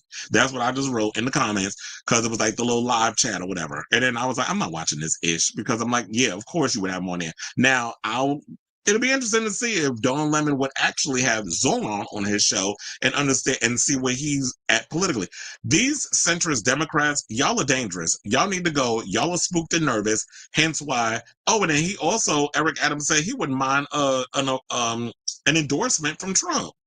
And I'm like, everybody that it's funny how y'all love Trump, but everybody he endorses to get in like little state public politician situations, they end up losing because. And I'm just like, whatever. I'm over it. Never trust a big button smile. Okay, what we talking about, Porsha? Not lemon pepper wings. Oh, so before we get to our next topic, I got some breaking news. And the breaking news is coming courtesy of, because while I was doing the Amina butterfly thing, I had to find this Noah's Ark picture. So we got some great news regarding Noah's Ark. I wanted to make a headline, but we're just going to have to do without it. So shout out to Gay Magazine because they just posted Noah's Ark the movie makes history as first all-black gay film to crack the top 10 on Paramount Plus. So they went on to say Noah's Ark the movie has officially broken into the top 10 list on Paramount Plus, currently ranking at number 4 within the Paramount Plus with Showtime Plan section. This groundbreaking milestone makes Noah's Ark the movie the first all-black gay film to reach the level of streaming success on the platform. Actor Rodney Chester, who reprises his beloved role as Alex in the film, took to Instagram to share this excitement, saying Noah's Ark is trending in the top 5 movies on Paramount. Thank you, fans. The film premiered Friday, June 20th, exclusively on Paramount Plus subscribers or for them, with the Paramount Plus with Showtime plan, which I actually have. So, y'all know I've been out here with the whole Paramount Plus, and they did just change their whole situation. They even sent me the thing to upgrade my plan and stuff. So, if y'all don't have Paramount Plus, definitely get it because to me it seems like it is the home for queer entertainment. Like you can watch RuPaul's Drag Race All Stars on there. That's the only way you can watch it. And you can also see we got Yellow Jackets, we got Old Queer as Folk and L Words on there, and we have Noah's Ark the movie. So let's get back to the rest of the article, courtesy of Gay Magazine. They said, written, produced, and directed by the show's original creator, Patrick Ian Polk, the movie marks a triumphant return for the beloved series that first made waves in the early 2000s as the first television series centered on Black gay men. Following the events of 2020 special Noah's Ark, The Rona Chronicles, the new installment dives deeper into the lives of fan-favorite couple Noah and Wade, now fathers-to-be expecting twins, which, spoiler alert, if y'all watch the movie, it turned out they had triplets instead of twins. Where was I? Oh. And they said, but their joy is quickly complicated when both are offered their dream jobs, leaving them to navigate tough decisions about career ambitions and parenthood. As previously reported by Gay Magazine in 2023, Polk confirmed the revival during his onstage appearance at the IM Awards. The anticipation for the film has been steadily building ever since, with the response has proven that the wait was more than worth it. And also, one of the guys, you know, the one that does, oh my God, what's his name? Black Gay Comic Geek, who does Welcome to My Safe Haven. I'm gonna shout you out and cross endorse because you know we gotta endorse our peoples, especially if you're a homosexual of color. He apparently just did it. He dropped the interview today with Daryl Stevens. So if y'all ever get a chance, go over to the Black Gay Comic Geek channel and check out his interview with Daryl Stevens. If you can. So preferably after this live. So they said, as previously reported by Gay Magazine in 2023, okay, we talked about that. Then it said the cultural and historical impact of Noah's Ark continues to resonate with audiences nearly 20 years later after its initial debut. Its recent success on Paramount Plus serves as a testament to the enduring power of authentic, inclusive representation. So congratulations, Patrick Ian Polk. Congratulations to Noah's Ark and the whole cast. And this goes to show you that, yes, there is a hunger for diverse storytelling, particularly when it comes to people of color. So if y'all want to sit up out here with this BS DEI mess and falling into the whole Trump BS that he's out here trying to push, this fear mongering amongst wanting to see different stories and things told on TV, tune out the noise. This is basically a sign that, yes, people have subscribed. I don't know if people actually signed up. I guess maybe they did. I guess there was probably some type of deal that people was like, you know what? Let me just subscribe to Paramount Plus, see what it's about so I can see the movie. If the ratings is showing that this is something that people want, I'm hoping this opens up a door for Paramount Plus to want to produce not another movie. We want a series, and not only a Noah's Ark series, because I felt like this almost felt like a pilot, because there was still some open-ended things that need to be addressed in regards to the film of the movie. I felt like that it was a bit short in a lot of ways, that there was a lot of things that weren't addressed. Like we need to get into the Ricky storyline. I definitely want to see how Chance navigates in a world without Eddie. I'm definitely curious to see more of Alex and Trey raising Olivia. I would definitely want to see Noah and Wade try to how they're going to balance being successful and Wade in the music world, Noah in the film world, and having triplets, and Jasmine Guy still be on the show as the nanny, and all the other stories that endorse, and seeing more diversity. So I'm really hoping that we get Noah's, because the fans clearly showing that they want it, especially with the numbers that you're seeing, like how it's ranking. And so y'all can't sit up here and say that the fans don't want to see this type of programming. So fingers crossed that this opens up the door for a reboot of Noah's Ark with this cast, and maybe you could mix it up with a group of other people to cross-pollinate in this show. And we'll get to see more queer people of color, like myself, having opportunities for our type of programs and ideas that we have to get on a network like a Paramount Plus. Because I always tell you, I said streaming is the future. Like if networks don't want to touch certain things, we can go to streaming. There's so many avenues that we can go through, so that way we can get that representation. Because if the networks don't want to touch it, the streaming services will. So once again, congratulations to Noah's Ark, because it is well deserved, and it's like one of my all-time favorite shows, and yay for diversity. So I definitely want to hear from y'all. What do you guys think of this story, this breaking news that I just came across, that Noah's Ark is a huge hit over there on Paramount Plus? Have you seen it? What are your overall thoughts about the film? Let me know what your thoughts are in the comments down below. Okay, so what you said? Said headline Noah's Ark success. Okay, that's why I probably should have put that up. In the beginning, it's a Walmart might be something to look into. It comes with Paramount Plus. Oh, it could be. And I know there was an article, there was something that Robert sent me where they was talking about why it's harder to boycott Walmart versus Target. And I agree with the reason why. It's like, first of all, they have a lot of Walmarts in a lot of poor neighborhoods, particularly if you're a white person. I remember like when I told y'all that when I was in the circus and I was in Jersey, I was deep in Jersey. It almost felt like I was in some Trump supporter land out in Jersey. Like I was like, I don't know, this feels like some backwoods type ish where I'm at, or where I was there. I was gonna say where we're at, but whatever. And the only place that was available to do anything, because it was so boring out there, it was like we look forward to Walmart runs. So there was really like not a lot of stuff out there. So you had to look forward to going to Walmart. It was cheap, it's available, you do your shopping, and they have everything. So I could definitely understand. It's like, well, everybody's still sitting there with a little moral high horse. It's like boycott this and boycott that. It's hard to boycott a Walmart. It's easy to boycott a Target because there's a bunch of them. They moved so many Targets in Manhattan. So me living in New York, I can easily boycott a Target and go get my stuff from a CVS or wherever the case is.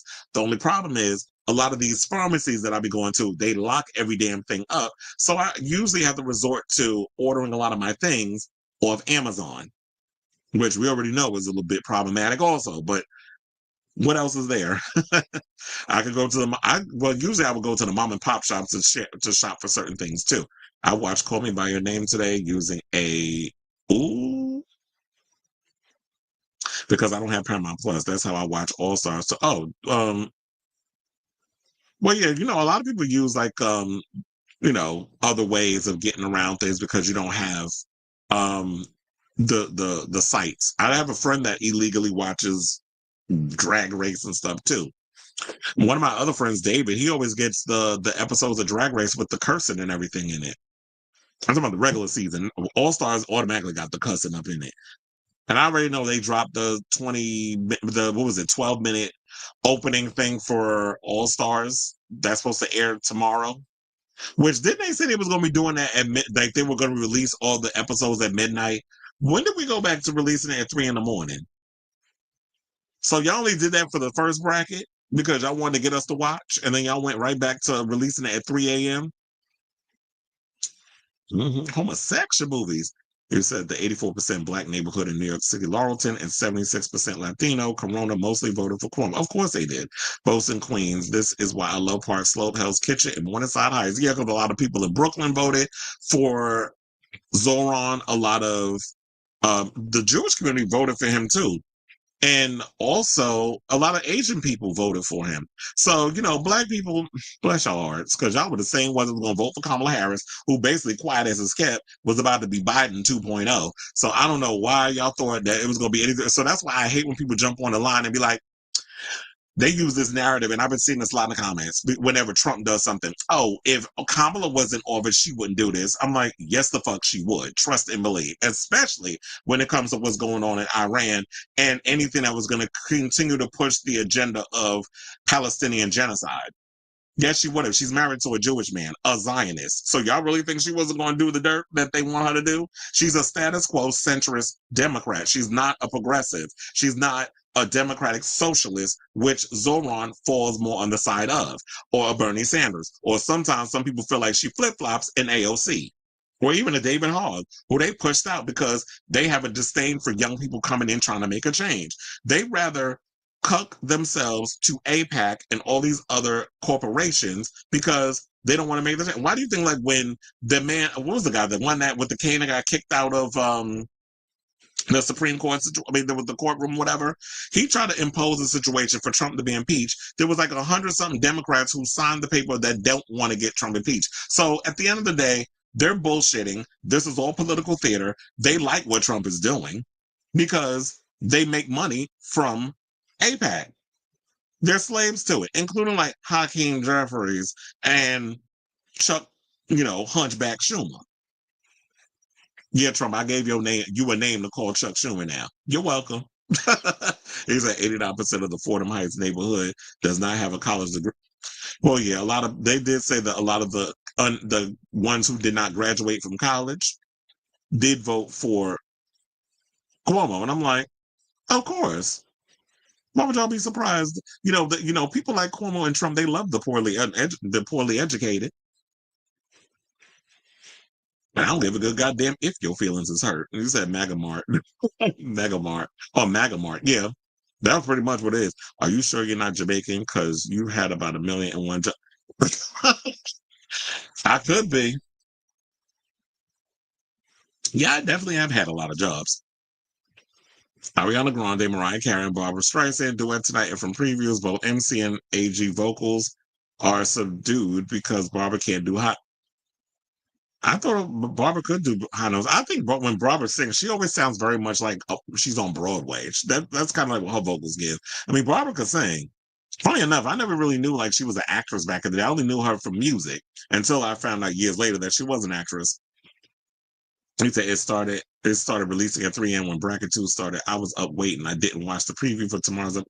Yeah, I think that's what it is we're pretty much bored. I'm just looking forward to when we get to the semifinals. That's what I'm looking forward to. I hope this doesn't come off as wrong way, but I'm so happy Kamala didn't win, and I voted for her too. She wasn't really gonna, she wasn't the right choice. Funny enough, I was reading Bernie Sanders said it.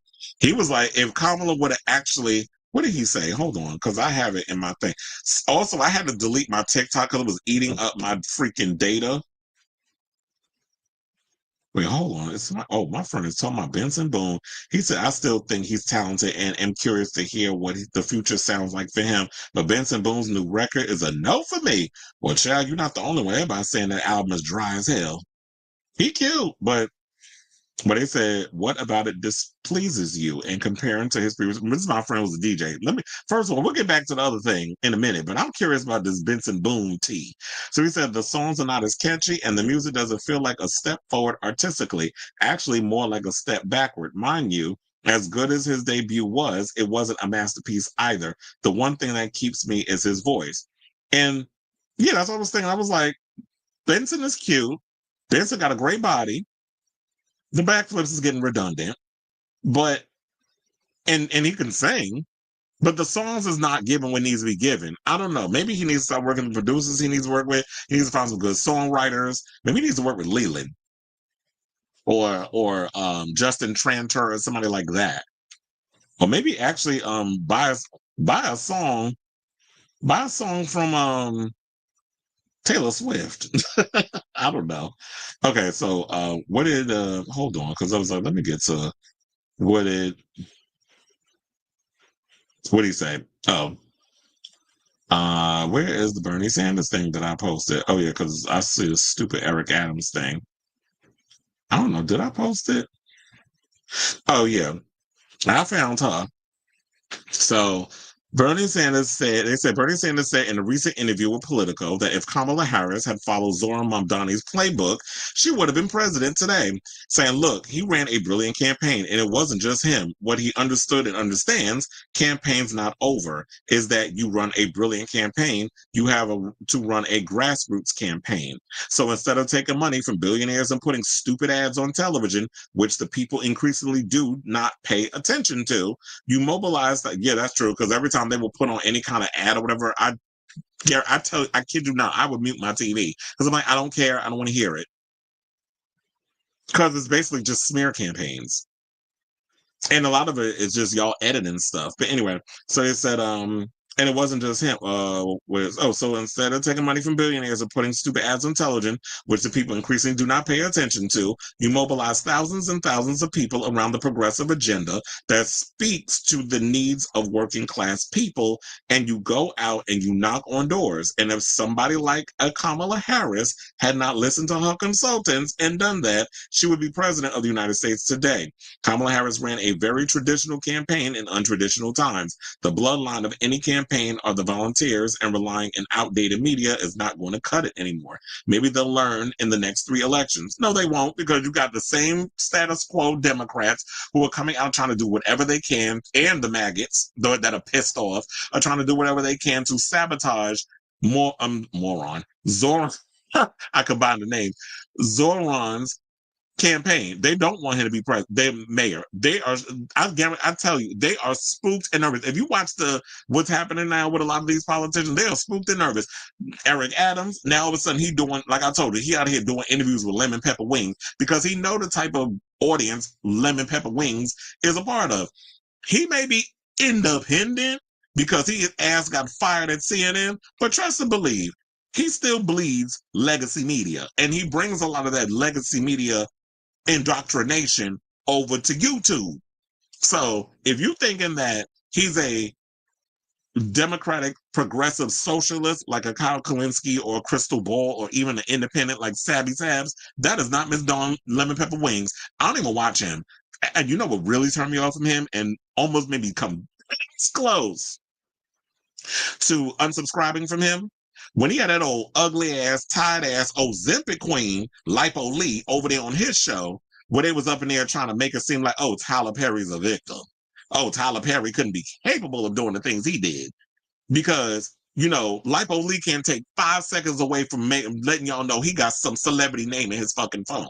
So, and then Lemon Pepper Wings was up in here talking about, well, I don't we've been cordial, we've encountered each other in rooms and blah blah blah. I was like, okay. First of all, we all know Lemon Pepper Wings is a Hamptons queen. He's not a Fire Island queen. So I don't trust them old Hampton gays. I really don't, even though it's still, Long Island is where they both reside at. I don't trust them old Hampton homosexuals.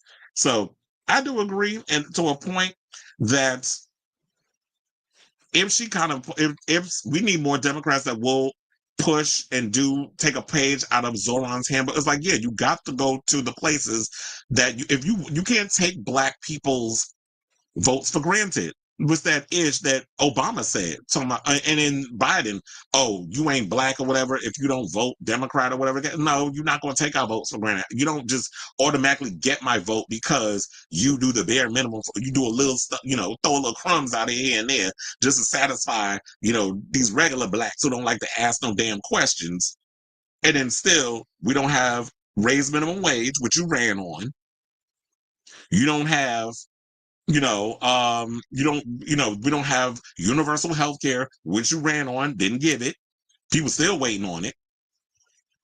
And so all the things you ran on, we didn't get. But you got the View cucking out here with they bullshit. Talking about, oh, he did this, and this. People don't know it because you didn't expect. You expect people to go on your website. Like, I got time to be up in here Googling, with the things you've done. People don't care. They want solutions. They want to know, what are you going to do for them now? What have you done for me lately? What you going to do? I don't have time to go on your website to read your laundry list of things you've done when I've got bills out of my ass, when I have to work multiple jobs to make ends meet, when my rent and the groceries and everything continues and gas continues to go up. I don't care about all that extra stuff. So if you're not going to tell me and you're not going to knock on my door and try to convince me why I should give you my vote, then which is what Zoran was out here doing.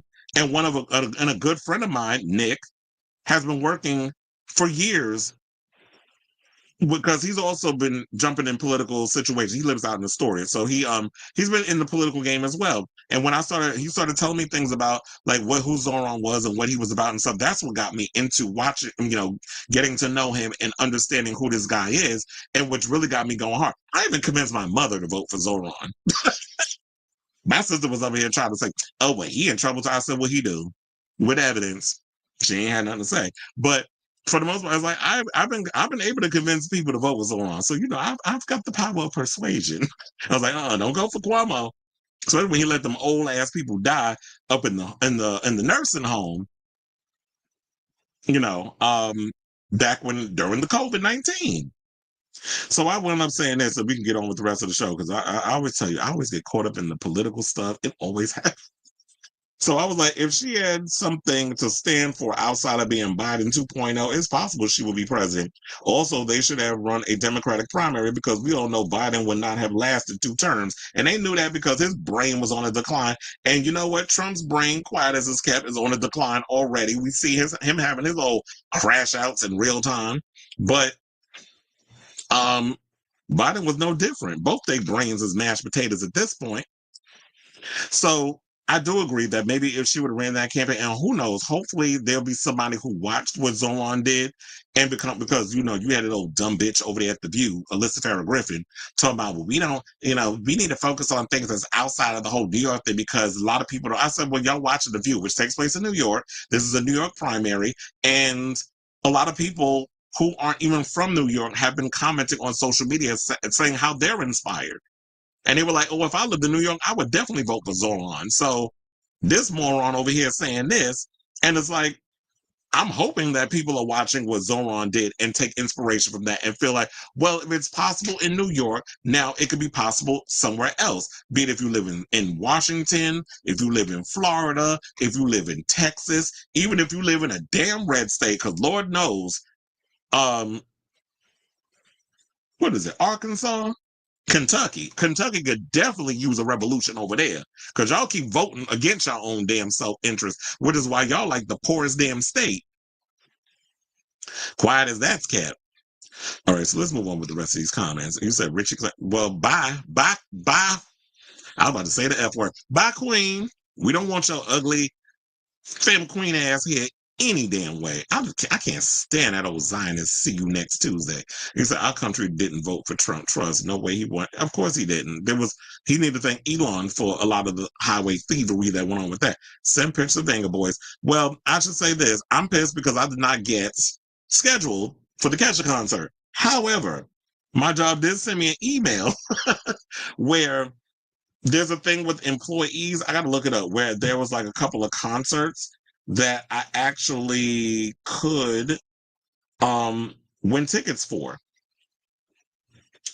I was like, where's that? So yeah, one of them was, it was a bunch of concerts. I was like, do I have, oh yeah, it's called the Summer of Live Sweepstakes, where you can win a pair of tickets. They were like, you have to make sure you're not scheduled, because if you are scheduled and you call out and you actually show up, you could lose your job. I would never do something that dumb. Because, one of my coworkers, the manager, would see me and be like, wasn't you supposed to be working today? And I'm like, yeah. And they were like, you're fired. So it could be for Tyler the Creator, which I'm actually scheduled for that. Matt Rife, I can get tickets for that, but I'm scheduled for that. Kesha, when I saw the Kesha one, I actually put in for them tickets, and so I'm actually hoping that I'm like, y'all put me for 2 nights of Chris Stapleton, but you couldn't give me Kesha. Why do y'all do this to me? Like every time I want to work a concert, I don't get scheduled for it.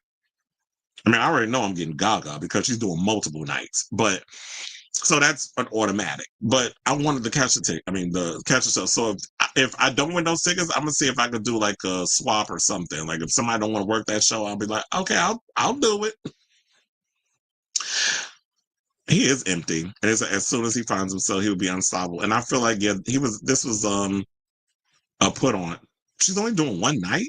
That's crazy. So you get to witness her. But I mean, I saw her already when she was at Brooklyn Steel. You said, Benson, come get this. The thirst real. He has talent. He has talent. He has a great voice. He's in amazing shape. He is attractive. I mean, I like the whole overall aesthetic of Benson Boone. He just needs music to match it. Like if he can do sort of like a cross between like he needs to like if you took like the elements of like David Bowie, Elton John, because he does play the piano, and he has emulated a bit of that in his music and or his aesthetics. It shouldn't be all about the look. The music's got to match it too. So if he can kind of get those characters in there, of course, all the gays. That's pretty much just what the inspiration is from. So it was like Freddie Mercury, Elton John, and David Bowie. If you can kind of mix those all up in a gumbo and just get a little more fat on the bone in regards of the type, if the music can match the overall aesthetic, I feel like he'll be unstoppable. But it's just them songs. I would just like, they're not giving what they need to be given. And I know he's supposed to be doing the Garden this year. I don't know when his tour stop is. It might be in August. He does kind of. I would not be surprised if he used AI. I don't buy that. I think culture is swinging more conservative. People pay more attention to presidential campaigns and mayoral ones. They do. And focus local with your community is a leftist ideology. But I already know, like with the Democrats and Republicans, I always tell you, and I've been saying this for years, whenever the status quo gets challenged by somebody who has more progressive ideas or even independents, that is the time that the Democrats and the Republicans will join forces to try to push them out. But I feel like because of the younger generation, a lot of the old guard is changing. So there's a lot more pushback in regards to that, which is why a lot of these, centrist corporate Democrats and the Republicans are spooked and nervous. And why they'll be willing to sell their soul to the devil in order to maintain the status quo and have that money and that power. He's not a blackish woman. Spooked, gooped, and gagged. Okay. They said, can we please refer to him as lemon toilet bowl cleaner? Oh yeah, because I was like lemon pepper wings. Okay, yeah, we can call him lemon Theraflu. That's also how Trump won. People didn't do research. Exactly. Because he relied on the poorly uneducated. 5 days until Kesha launches her tour on July 1st. As I was saying, Kentucky. Y'all could definitely use a revolution out there. If I lived in New York, I would definitely vote for Zorn as well, specifically the Park Slope of Morningside Heights neighborhood where all the Columbia educated folks live. And funny enough, didn't they say that Columbia University was like very much against a lot of the protesting that happened with against Palestine? So that'd be weird if like they voted for him after everything.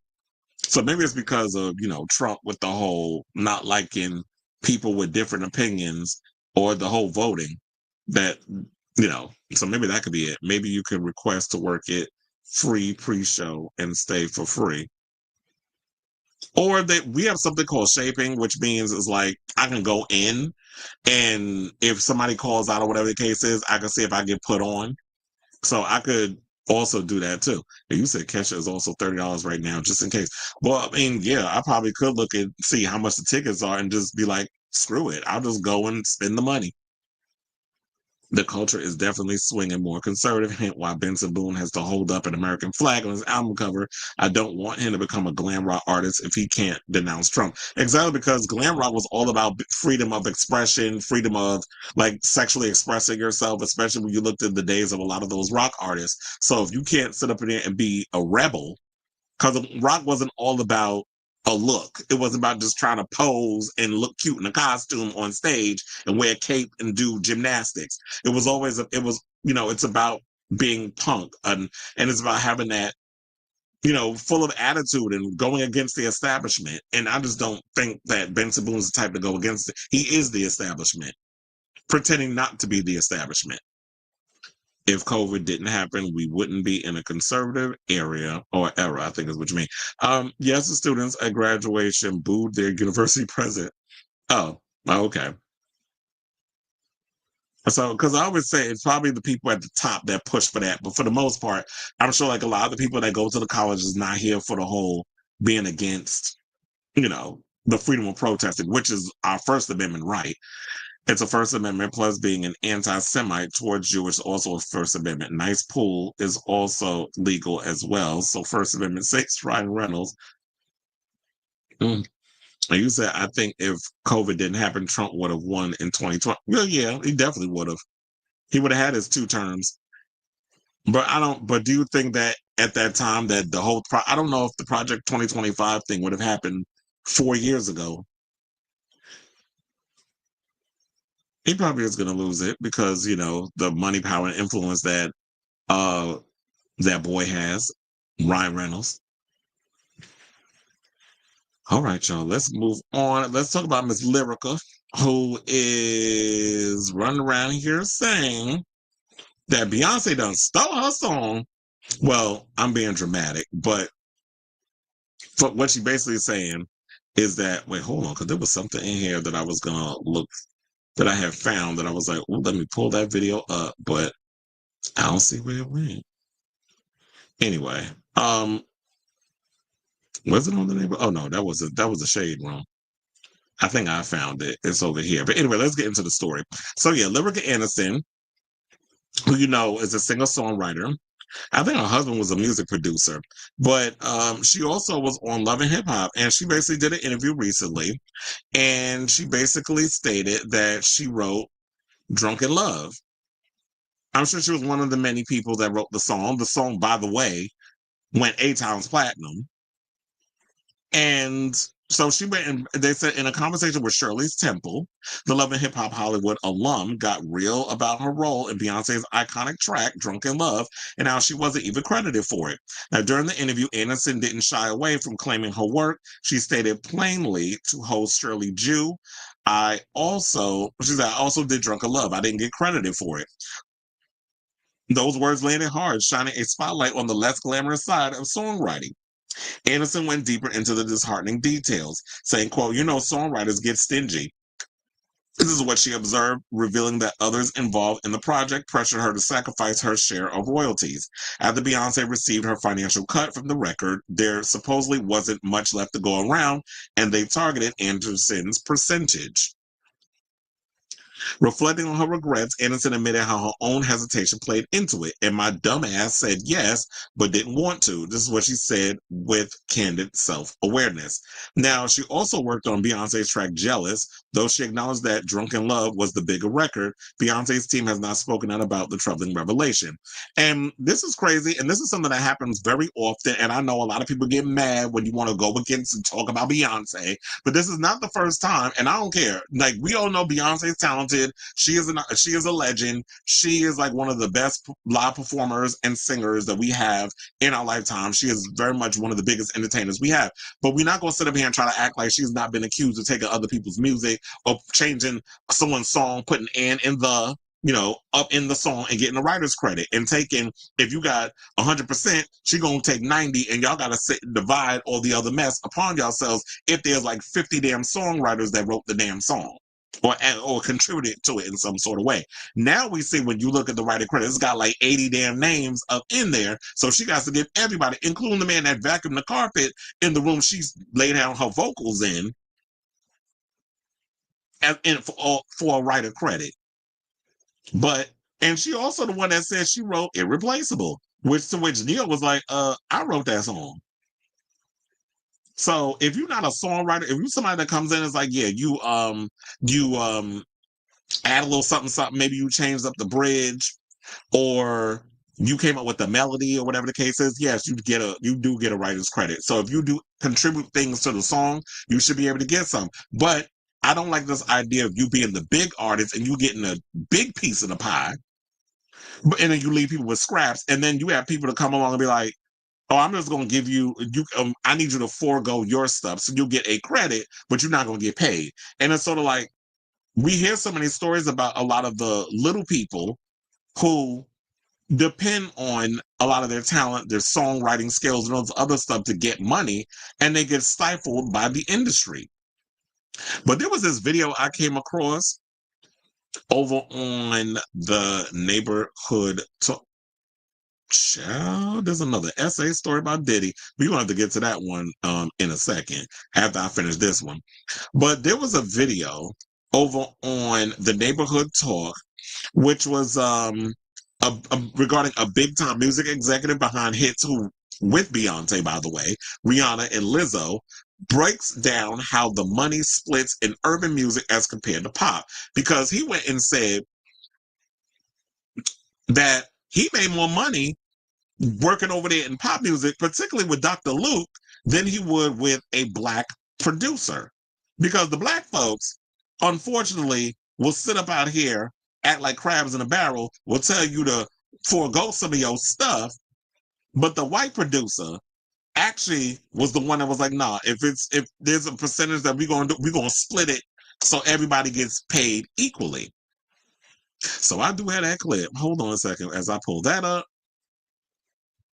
And once we'll get to this clip. We'll come back and talk. Please hold. Big hit producers on the urban side, I sat in the room with and said, yo, why don't you do pop splits? It'll be better. And it's like, what's the fuck I would share my money with some of y'all niggas? I'm getting my 50%. And it's like, that's why you're begging the biggest writers to come in the room. When it's white people, pop, everybody eats. If 8 of us did the song, 8 of us share. When it's black folks, y'all figure out what y'all giving each other. That's how we were taught. I didn't start getting rich until I adopted other ways of doing business. We did this record on Nicki Minaj only. Chris Brown, Nicki, Drake was a big moment. Lil Wayne. We did that record, right? If I would have did that record with an urban producer, I probably would have got 5%. Dr. Luke. Did it with Dr. Luke. Pop splits. Pop splits. First, shout out to Luke. Luke don't fucking play. Yeah. Luke said it's 7 writers on the record. We split it 7 ways. Yeah. He got 13%. Everybody got 13%. We walked away because I had 2 writers with 26%. I walked away with 26% of a hit record. If I would have did that on the urban side, I would have had to fight to get 10%. Yeah. So what I noticed was I'm like, damn. I didn't know about pop splits either until like about a year into the and they don't teach us that. Jeremiah Thomas, he taught me about that because it was like a pop record. And then I just remember always having to negotiate splits. When it was a pop record, he's like, no, it's pop splits. I was like, what does that mean? It's like everything down the middle. Everything down the middle. We ain't got to argue no more. I was like, oh, so if it's like 5 writers, 4 writers, 6 writers, just everybody gets equal amount? He's like, yeah, that's it. Now watch this. You know how many big hit producers on the urban side I sat in the room with and said, yo, why don't you do pop splits? It'll be better. And it's like, what's the fuck I would share my money with some of y'all niggas? I'm getting my 50%. That's why you're begging the biggest writers to come in the room. Okay, so yeah, that's unfortunate, and that's absolutely crazy that it's like, yeah, and this is why a lot of times when y'all look at a lot of these certain artists, I notice like a lot of y'all get mad when black artists will preferably work with white people that, oh, you trying to cross over, and you trying to do so, and first of all, there's more money in pop, and this is why. It's because when you try to do the right thing and work with your own, this is what happens. They don't want to give you a piece of the pie. They want to basically either give you nothing or a small part of it, or you got to fight for it. I shouldn't have to fight for something I work my ass off contributing hours in the studio creating. Whereas if I'm going to work with a white producer, then it's like, I don't have to sit up in here and pull teeth and fight tooth and nail to get a percentage of something that I contributed to. And I don't like a lot of you A-listers that sit and take advantage of the lesser people because, oh, you know, like, oh, if this song, if I attach myself to this song, it's going to be guaranteed to be this big hit because of my overall influence as an artist. So the people that jumped in the comments said, so basically black folks stay hustling over black folks. Yes, ma'am, where have you been? Now another person said, this is why Nicki went pop because it's more money on that side. She was not worried about y'all N-words, and that's why she's Nicki Minaj. And this is why, of course, when you look at Nicki Minaj, whenever you've gone to her concerts, and I worked her shows, you see a diverse group of people. You see black people, you see women, you see the homosexuals, you see the non-binaries. So you see a different, and you see white folks. You see a different cross-pollination of people there because she's willing to step outside the box. And you know, she made some of her biggest hits were songs where she jumped in the pop realm. Hence, Starships, where she said she wasn't going to perform that song on the Pink Friday 2 tour. And I'm like, ma'am, that was like one of your big hits. You really think the fans is going to be up here for you not performing that song? And she added it to the thing. And that got the biggest applause whenever she would perform that song. Another person said, not to be funny, but this is why it's so many wealthy white people. They'll break bread with they own before considered they own an enemy. I mean, it's not about breaking bread with they own, because white people are always gonna make whatever. If you jump in pop music, you're always gonna make money in that space. But if an urban artist crosses over into that space of working with white artists or working in the pop music realm, what he's basically saying is you make more money there than you would just catering to an urban market, because you have your own people who will step all over you, and with the whole crab in the barrel greed mentality, than actually want to see you eat. They rather you struggle. Someone said black people don't want to be free. They want to be the slave masters. And I see it in a lot of areas now. Absolutely. Another person says singer/songwriter here, and he is absolutely correct. This is someone by the name of Mecca Goddess. They said written for many artists and got paid under the table for ghostwriting for many years until I learned about publishing and split sheets. SMH, I'm with ASCAP getting all my credits together. It's actually really sad how songwriters are done. One person said, how does one become a songwriter? And then they said networking with producers and other songwriters. Yeah, that's how you get put. It's like you got to be in the room with them people. You got to network to get put on. You don't just write a song and submit it. You just got to know people. So I feel like that's what we'll leave it. I don't know why people would be surprised that Beyonce would be capable of stuff, especially since that has always kind of been something that has lingered over her for many years in the past. So it's unfortunate the way they treat songwriters out here in these streets, but yeah. So I say all this to say, what do you guys think of this story? Whatever your thoughts are, let me know in the comments down below.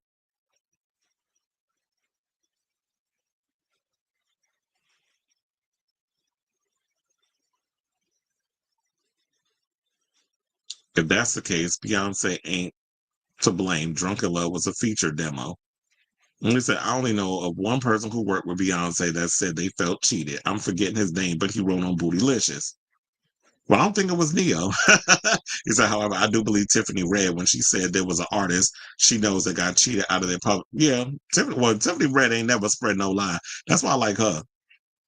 And she wasn't Tiffany Red out here. Wasn't that Cassie friend too? It's an artist aren't immediately considered in splits. It's primarily a writer-producer thing. You get what you argue for, but it's not a pop versus urban thing. Pop is a wider audience. It would apply if you write. Well, yeah, this seemed like it was. The pop. I think I was saying before, pop does include a more wider audience. But today is the 5-year anniversary of Arca's Kick One. It made me so happy to see Madonna use it in her. Yeah, I was wondering why she was using that song, because I think well, some people's reference, I'm like, is she working with Arca on the new album or something? I don't know. Dr. Lou is a producer. Him splitting like that is generous. Producers can argue 50%. Well, I guess, there's some producers out here, I guess, want to see you eat. But yeah, there'd be some out here that'd be just straight up greedy. I was sitting there, why does my thing look, I was like, why my screen looks small? I'm going to just let it be what it is. Anyway, hold on. Oh yeah, so I saw this video. Hold on, not this one, because we got to close this out. This thing where it said not only is the diddler being accused of sexual assault, child, they said Christian. I mean, the other Combs too, Justin. They said, wait, hold on, because I'm going to pull up the whole video over on the gram. They said, neighbors, this is too much. Diddy and his son Justin Combs have been sued by a woman claiming that she was lured into LA and gang R-worded by multiple men, allegedly including Diddy. According to TMZ, the woman says she met Justin back in 2017 on Snapchat after sending him naughty photos. He offered to fly her to Los Angeles. She claimed she was interested in working in the entertainment industry by showing him your vagina. But anyway, let me not victim blame, because it's like, if you're interested in working in the entertainment industry, why are we out here getting naked? But we know that Anyway, there's always this thing where people in the industry, they always be trading things for sex and all this other stuff. But let me finish reading. It says she was interested in working in the entertainment industry, and Justin allegedly said that he would use his connections to help her land a job. But her trip didn't go as planned. When she arrived, she was taken to a Beverly Hills mansion where she met Justin. The first night went well. They hung out and relaxed, but the next night was very different. The next day, the woman claims Justin offered her not poppers, he was aware, weed, which she believed were laced, and alcohol. She went on to consume a few of the party favors she was offered, and that's when things went left. She claims 3 men showed up in masquerade masks, one allegedly being the diddler, who she recognized from his stature and mannerisms. She says Justin referred to him as Pops. After the men in masquerade masks arrived, she was taken upstairs and allegedly told, "You better let this happen or else." From there, she claims the 3 men took turns orally and back-endly R-wording her while she was incapacitated. She alleges the assault lasted from Saturday night to midday Sunday. Then on Monday, she was dropped off at the airport. The woman claims when she spoke to Justin after the assault, he would allegedly hold it over her head and promise to connect her with a job in television, but it went nowhere. That she's now suing the diddler and Justin for SA and battery, gender violence, and more. So, of course, Diddy's team has denied his claims and all, or her claims and all this other stuff. But I'm like, and this goes to show, like, if this turns out to be true, the rumors regarding that Diddy would even incorporate his sons into, I don't know why I still had that open. Diddy would incorporate his sons into his sexcapades. Him and the other one, Christian. Because remember, Christian was also accused of SA. Like, child, you a damn mess.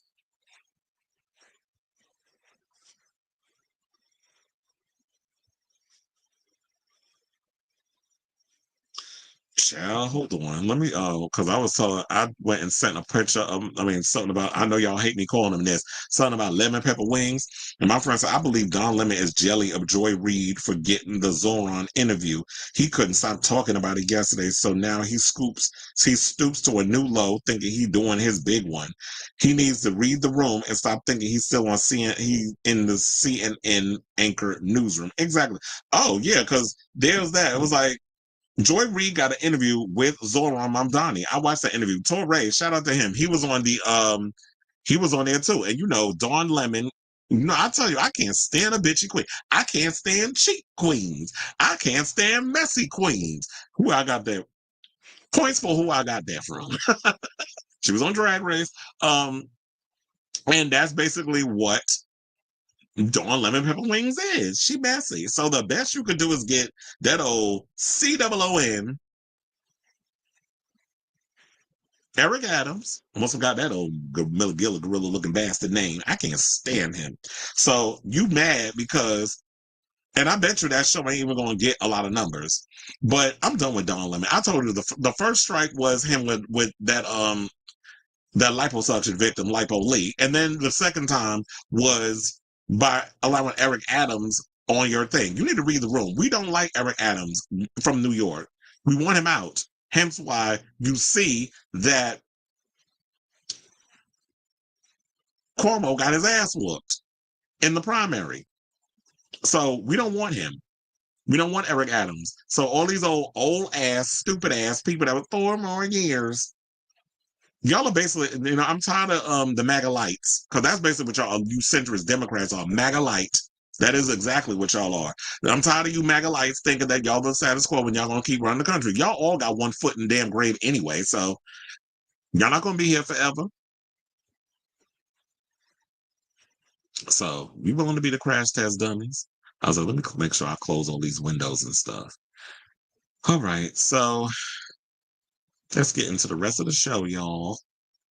I know we've been going on these little side tangents. Where we going? Oh, okay. Let's talk about Rihanna. So we got the news about her father. We didn't talk about it on the show before, or maybe we did. I don't remember, but I'm sure you're probably aware her father, Ronald Fenty, passed away a month ago, and now According to the reports, that would be TMZ, they wound up getting the results of what her father has passed away from. So I was like, hold on. Okay. So it says, according to a death certificate obtained by TMZ, the musician and beauty mogul's father died from cancer, pneumonia, and other serious illnesses after he checked into a Los Angeles hospital late last month. I wonder if he was actually aware that he had all this stuff. Because, no shade, but a lot of men don't like going to the doctor. And y'all can be feeling fine for a long time, but you think, oh, it's a little cold. I'll just, thug it out, or whatever the case is. Then all of a sudden you go to the hospital. I'm like, God damn, you have a laundry list of things going on in your body. You weren't even aware because you don't do your yearly checkups.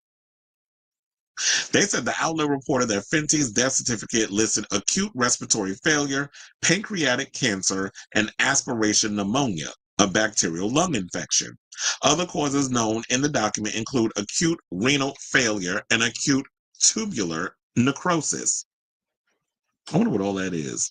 So according to StarCon Network, which was first to report the news, Fenty died last month in LA following a brief illness. Sources told the outlet, which is based in Rihanna's home country of Barbados, that Fenty's family was with him around the time of his death. In photos obtained by TMZ, Rihanna's brother Rajad Fenty could be seen arriving at the Cedars-Sinai Medical Center on May 28th. Rihanna, who is currently pregnant and expecting her third baby with partner A$AP Rocky, was born to Fenty and mother Monica Braithwaite on February of 1988. The couple are already parents to sons RZA and Riot. Now, along with Rihanna and Rajad, Fenty and Braithwaite were also parents to Rory. They love an R in their name. It's kind of like the Kardashians. All the K's, Rihanna had all the R's. And it said Rihanna also has 3 half-siblings from her father's previous relationships, sisters Samantha and Candy, with a K, and her brother Jamie. Now, Fenty and Braithwaite raised the family in Bridgetown, Barbados, where Rihanna lived until she was 16. The pair separated when the Love on the Brain musician was young, and they officially divorced in 2002 when Riri was 14. Now, Rihanna has been candid about her relationship with her father over the years and spoke out against her father after she was assaulted by her then boyfriend Chris Brown in 2009, and Fenty reportedly spoke to the press about the incident without his daughter's consent, saying, "You grow up with your father, you know him, you're a part of him, for goodness sake," she said, per Billboard. And then he does something so bizarre that I can't begin to wrap my mind around it. The following year, Rihanna shared during a TV appearance alongside Oprah that she had repaired her relationship with her father, saying, "He taught me everything, and as awful as he was to my mom at times, it didn't compare to how great he was as a father," she said of her dad, "and I had to come to terms with that, and I was able to close the gap with him." The pair later became involved in a lawsuit in 2019 when Rihanna sued her father for allegedly exploiting her name for financial gain by starting a talent development company in 2017 called Fenty Entertainment, posing as her manager to solicit new clients. 3 weeks before the case went to trial in 2021, Rihanna filed a dismissal lawsuit, according to the BBC. Probably because they worked things out. Because I'm like, yeah, you're not going to use my name for no damn clout and try to say you my manager just so that we can get clients. Especially when you probably don't even have that experience in that field. Now, Rihanna was reportedly present in the car that took her father to the hospital in late May. TMZ reported at the time, Fenty was surrounded by family at the time of his death. And so it kind of makes me wonder if he was living with Rihanna at the time of all of this. So shout out to you, Rihanna. Prayers up for you, and sorry to hear about your loss, because it's got to be pretty bad that, you got to bury a parent. But if y'all got illnesses, yeah, go get your yearly checkups and all that other good stuff, because you never know. So I say all this to say, what do you guys think of this story regarding the news of, now we know what Rihanna's father, Ronald Fenty, passed away from. So whatever your thoughts are, let me know in the comments down below.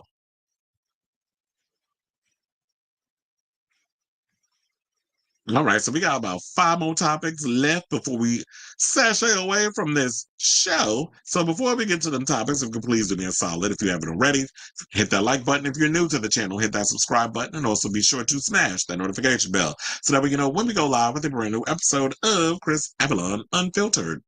Also, we're putting timestamps in the show once the live stream is over, so that way for those who come and watch the playback, you can just click on the topic that you want to check out instead of having to sit through all the banter we do through the live stream. So now without further ado, let's get into some drag/homosexual news.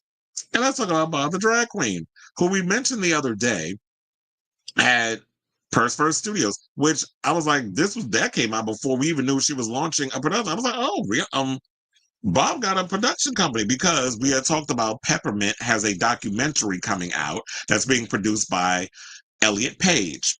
So when I was going through the list of people that was going to be producing it as well, we saw that it said Bob the Drag Queen via Purse First Studios. So they kind of spilled that tea before Bob actually came out and stated that they were launching their own production company. So exclusively, I guess Variety had the go-ahead to even release this report, and stated that basically Drag Race icon and New York Times bestselling author Bob the Drag Queen has taken matters into their own hands by launching Purse First Studios, a creative production company with a variety of forthcoming projects like none you've seen before.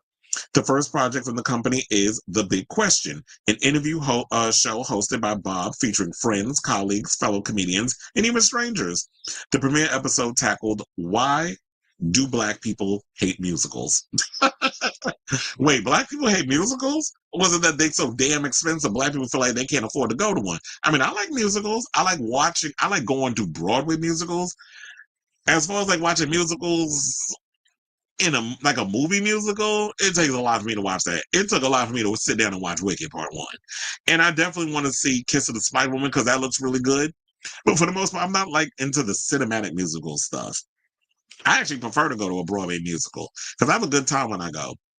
So they said Purse First Studios will soon launch Back in My Day, where the mic will be handed to queer elders for them to share and reflect on their lives, the evolution of queer culture, and what things were like back in their day, which I actually think is a really good idea, because I always feel like a lot of our gay elders don't really get the recognition they deserve. And I'm not a gay elder by no means, but a lot of times, because as a person that grew up coming up in the scene, in the entertainment club scene, whatever you want to call it, in the 2000s, I always like to share my little nostalgic moments on this show and pass down a lot of the knowledge that I learned from the elder gays that entered and helped me with navigating myself through this world, this wild west of homosexuality. So I try to pass down all the things I learned, and I do like this because I always feel like the older people are overlooked. And if you have somebody like a Bob the Drag Queen who's going to give them a platform, I think that's a great idea. Now I'm wondering if this is all just going to be like YouTube type stuff, or is it going to end up like on a streaming service, or whatever the case is. I guess we'll find out when they release it. But oh yeah, so we have the Back in My Day. Then they said Purse First Studios also has the basic projects coming up. Bob said in a statement Thursday, I lived so much of my career in front of the camera. Now I want to show you what I can do behind the scenes as well. Now, additional launches coming soon include exclusive stand-up specials, weekly podcasts, a morning show, a pop culture roundup, as well as live events and much more.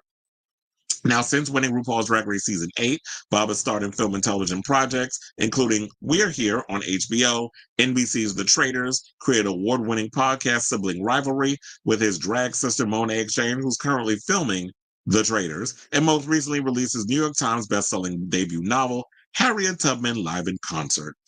And he also spoke about Purse First YouTube page earlier this week in a TikTok video, saying, this is going to be a place where the GGs and the Ts, the girls, the gays, and the theys can get together, hang out, and have fun. It's a place where you can enjoy content that is made for queer audiences by queer people. It's going to be fun. So basically, I guess that answers our question, is that Purse First Studios, a lot of the content is going to end up on the Purse First YouTube page, which I definitely will be subscribing to that so I can see a lot of content, because I think it's similar to, when you have Mom, which is like Wow and Verse, which is, I believe, Willem and Alaska and them, they pretty much have like their own little thing where a lot of the people have podcasts and it's a part of Mom, and they have their own little channel. And I guess it's like, you know what?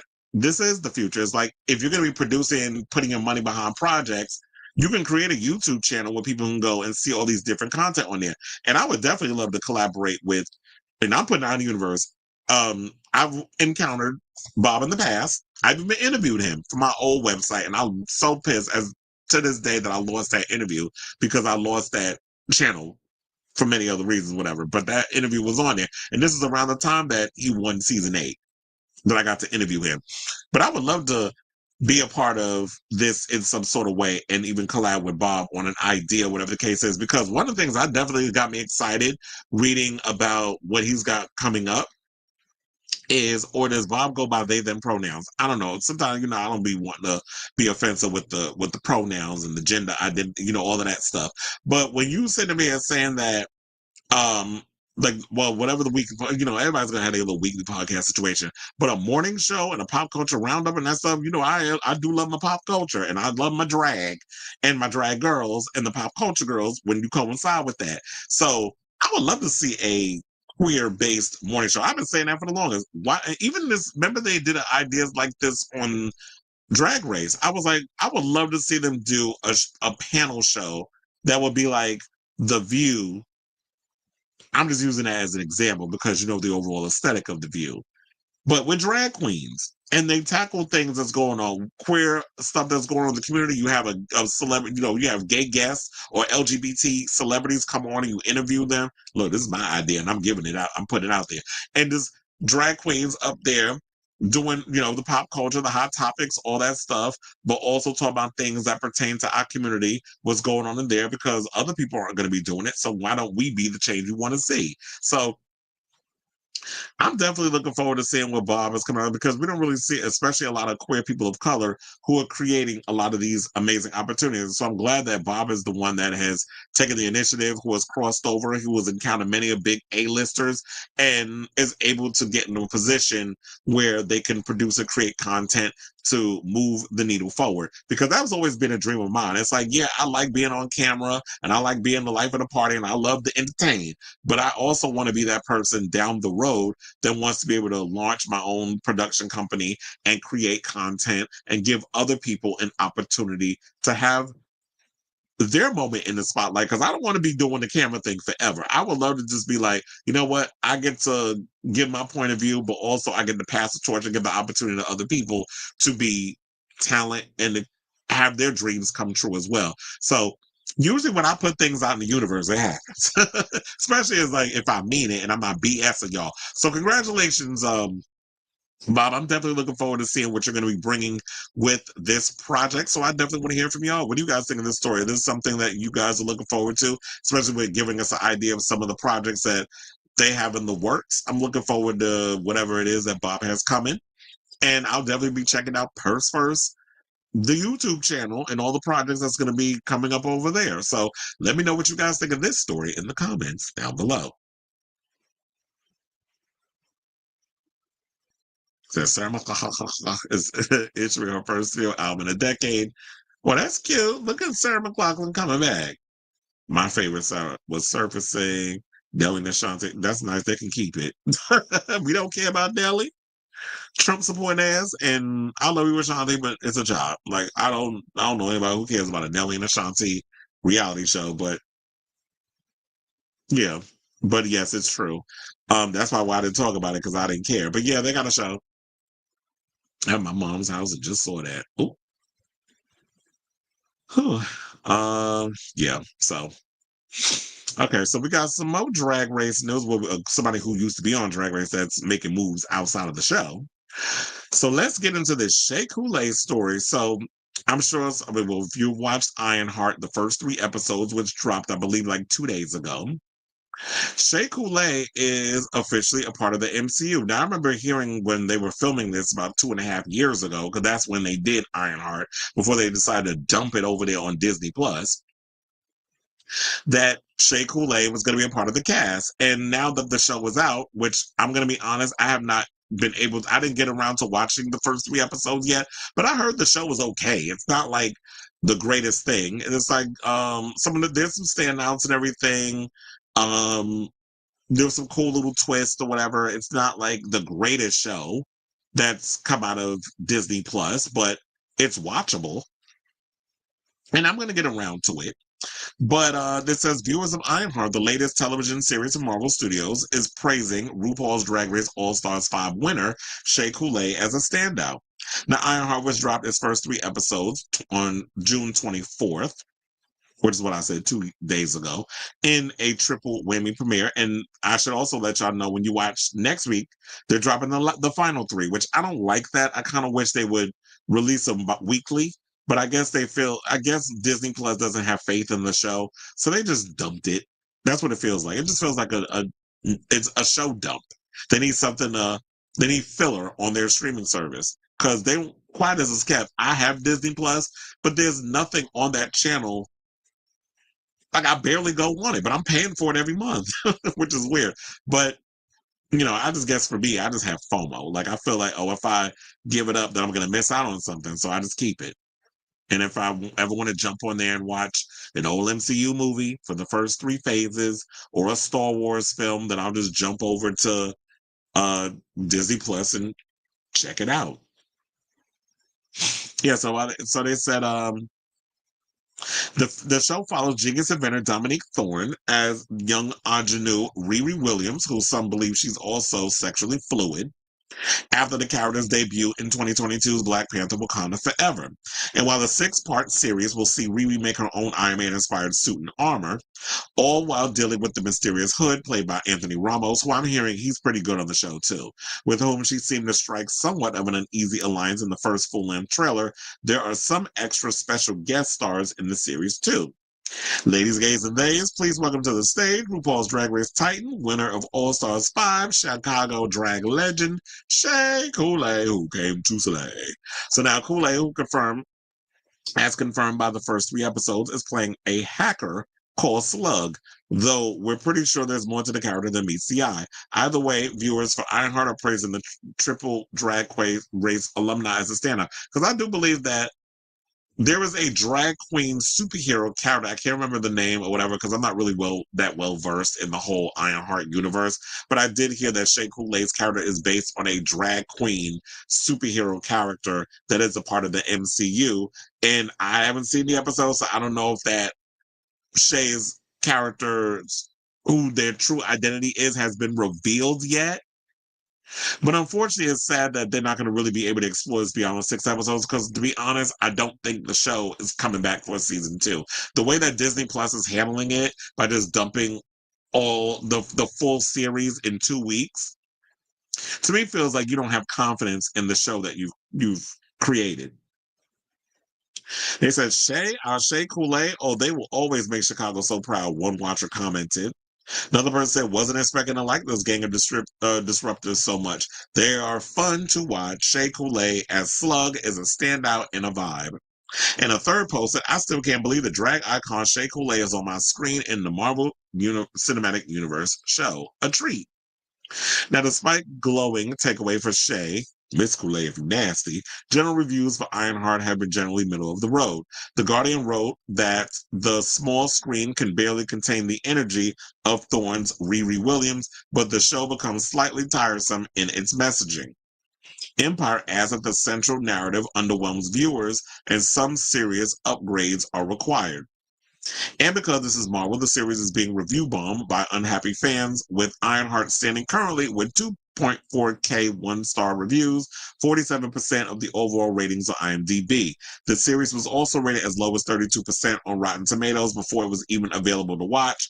Though not stated, we'd hazard a guess that the review bombing has something to do with a Marvel project featuring a strong Black female lead and some unapologetically queer supporting characters. Well, yeah, I was hearing stories that the same day that Ironheart came out, and it wasn't even released yet because I think it came out at 9 o'clock East Coast time, 6 o'clock West Coast time.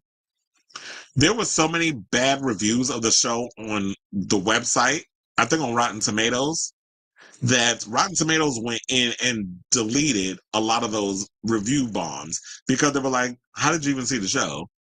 So they knew it was a bunch of BS. They got rid of it, and then they blocked the people that went and created accounts spreading propaganda. And what I don't get is people who have the time to just waste to jump online and just review bomb something only because you hate seeing a show featuring either anybody who is not white and male. It's like if you don't like something, if you don't want to watch something, don't watch it. But you get these trolls, these incels that just want to jump on a line and start their BS. So they said Couleé is joined by Zoe Tarakis, the MCU's first ever out trans actor. The cast is filled out by Lyric Ross as Riri's friend Natalie Washington, Alden Ehrenreich, who played Han Solo in the Han Solo movie, as Joe McGillicuddy, Matthew Elam as Xavier Washington, Angie White as Riri's mother, and Manny Montana as Cousin John. And nevertheless, queer fans of Ironheart were given, in a trademark fashion, of small criminal information that Riri might be bisexual due to a brief, like really brief, conversation with her mother. Ironheart's first 3 episodes, as y'all already know, is on Disney Plus. So if you care to watch that, then that's great. But Pink News, y'all are incorrect. Y'all said it's subsequent 3 episodes will be dropped weekly. Actually, no, they're dropping the final 3 next week. So yeah, I actually have like the receipt from Rotten Tomatoes. So hold on, let me pull that up so that y'all can actually see that receipt. So it's like, yeah, they out here review bombing and said that it's literally 32%. How they put up there, but how do you the average tomato meter? Why is there no score regarding that? And genius teenager inventor Riri Williams creates the most advanced suit of armor. And that's another thing too with a lot of these shows. Y'all just sit up in here and just create. Like, does everybody have like the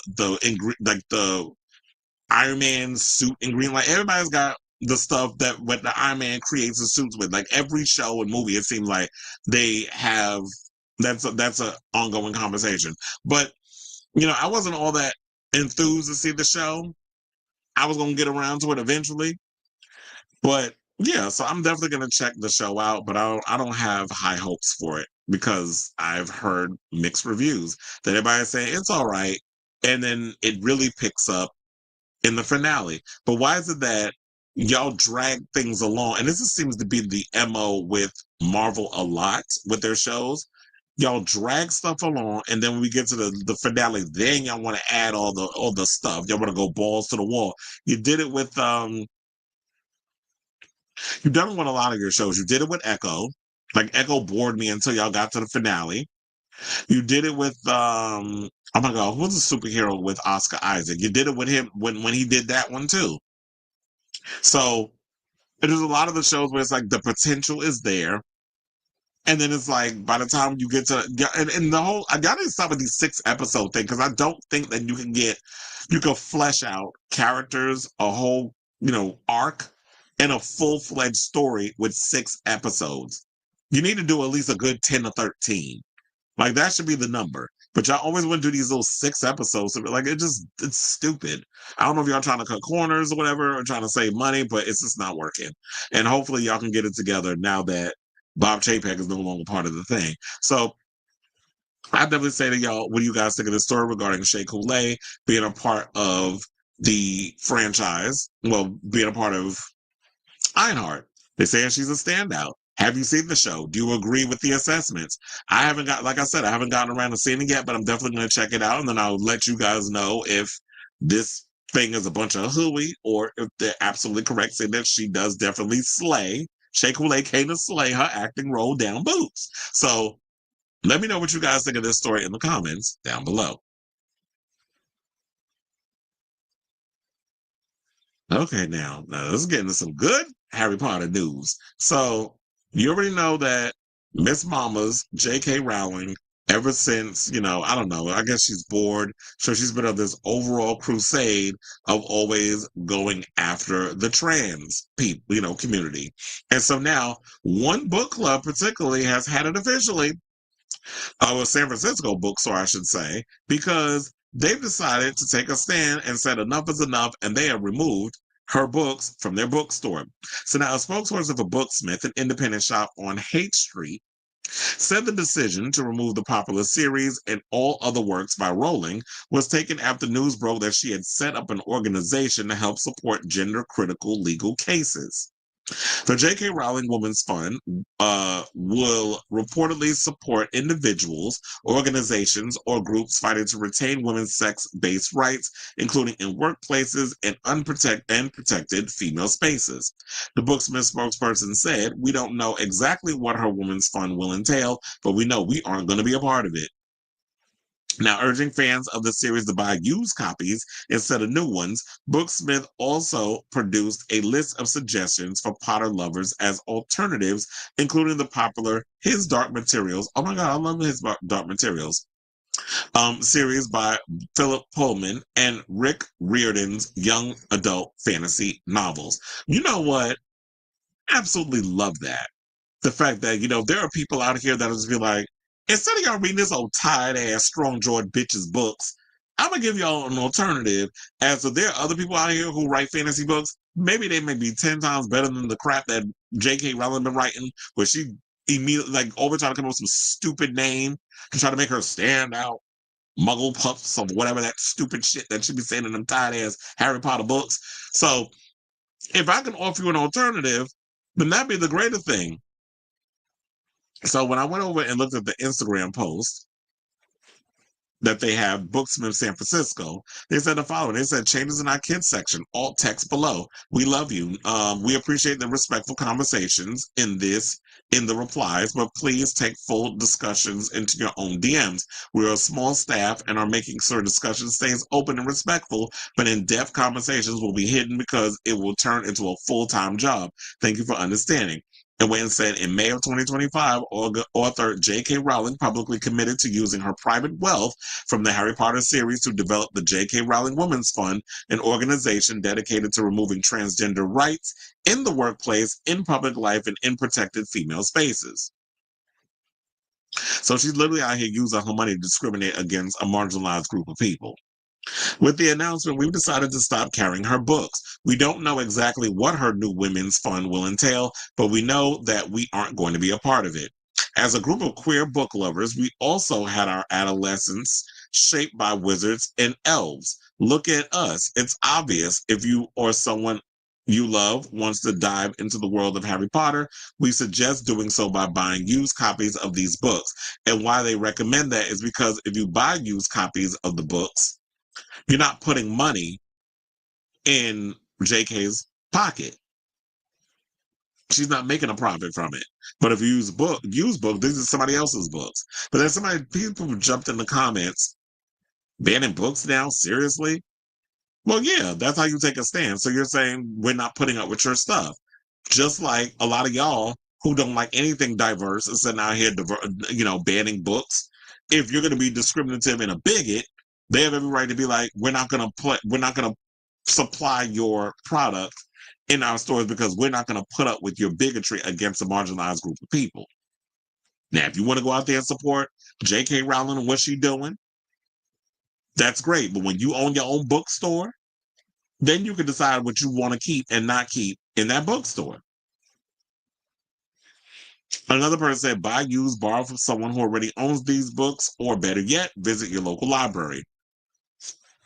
Another person said, what if everyone just stopped consuming HP altogether instead of needing to constantly buy HP media of like some sort of fix? I assure you there are hundreds of better series out there.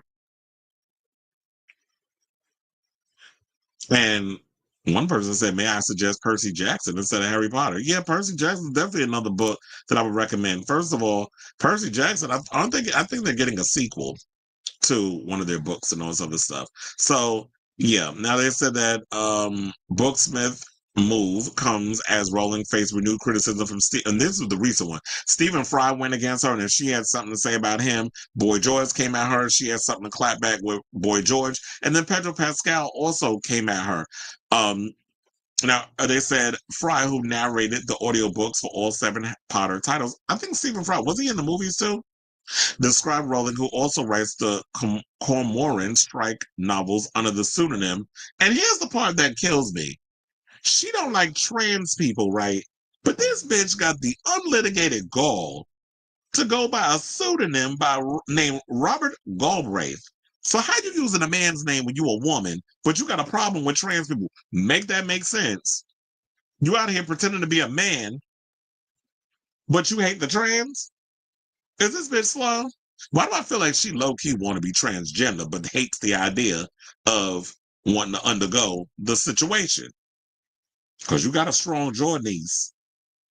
They called her, he basically referred to her as a lost cause, adding she has been radicalized, I fear, and it may be she has been radicalized by TERFs, but also by the vitriol that is thrown at her. It is unhelpful, only hardens her, and will only continue to harden her. I'm afraid, about as hard as that jawline, I'm afraid she seems to be a lost cause for us. He disagreed profoundly with Rowling regarding the trans community, and some of her statements have been inflammatory and contemptuous, mocking and adding to a terribly distressing time for trans people, the wild actor added.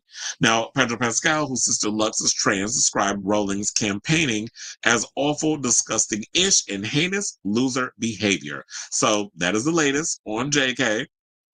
Was out here being a hot ass mess, and people are tired of her stuff, and now they're clapping back. And I feel like if people want to go and be like, you know what, I'm not here, and I'm not going to tolerate your discrimination against a marginalized community, that they have every right to feel the way that they feel. So I definitely want to hear from y'all regarding this story, regarding the bookstore thing. I know some people's mad, like, way to treat you about freedom of speech, but if there's other companies that can sit and discriminate and be like, we're banning books that actually require, show diversity, then if this bookstore doesn't want to carry a biggest books and doesn't want to put money in her pocket, because a lot of y'all, they're still putting money in her pocket with the theme parks and also the reboot of the Harry Potter books being turned into TV shows for HBO. Then she's still making money in other ways, but if you can find a way to be like, I'm not going to financially partake in the shenanigans, then people have a right to do what they want to do with their store. So, their bookstore, I should say. So I definitely want to hear from y'all. Let me know what your thoughts on this story in the comments down below.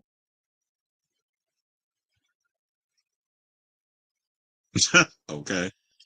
But they make a lot of money doing that, so that's not happening. Okay, so now let's move on. Let's talk about Pedro Pascal. So this is going to be one of the topics I was going to talk about yesterday, but apparently, I wasn't able to because my internet was interneting.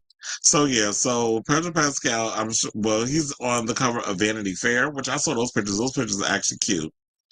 Let me go to his Instagram so I could see if I could. And I know it. It's Pascal is Punk. That's his Instagram. I told her that's my husband. What? I was like, I love me some Pedro Pascal. So I'll be following that man. I told you they're gonna have to, like Orville Peck, you're gonna have to get security. So yeah, I was like, let me pull that up for a second and then I'll come to that. So he's promoting, because he has Fantastic Four and all that other stuff coming out. So recently, because I was like, let me pull this Instagram up and then we can get into the story. So yeah, that's the latest cover of him on the cover of Vanity Fair. So the 50-year-old actor was asked why he seems private about his personal life, if he wants kids, and reflects on a moment that happened in front of the world in 2024. Now, about why he doesn't talk about his personal dating life, he told Vanity Fair, "I always feel perplexed when I'm identified in whatever form of media as a highly private person, because that's the opposite of me. I'm very unprivate in my private life. I just know that personal relationships are such a complex thing to navigate, even without having this enormous lens on them." Now, they also asked if he wants kids. He said he never longed for them, but did say, "I've had dreams of taking my kids to the movies the way my parents took me. So I guess I want a shortcut to an interesting human being who is my child, who will go to see something that I want to see." Well, I'm trying to understand, like, decode that. So I'm like, does that mean that you want to adopt and you want to have a kid that's already like, you don't have to wipe his ass and take him out of diapers? Like, you want a full-fledged kid that can walk on his own, talk on his own, be independent in some sort of way, but you want to have that moment of wanting to have kids. And it's perfectly okay to be somebody who doesn't really want to have kids, but have the fantasy of wanting to have kids. And I totally get it about the whole relationship situation, saying that, personal relationships are a complex thing to navigate. And even when you don't have the public eye and stuff on you, so it's like, I don't want people all up in my business, but I'm someone who's very open with who I am and how, you know, and the things I do. Like, y'all see him out in public, and Pedro be out here living his best damn life.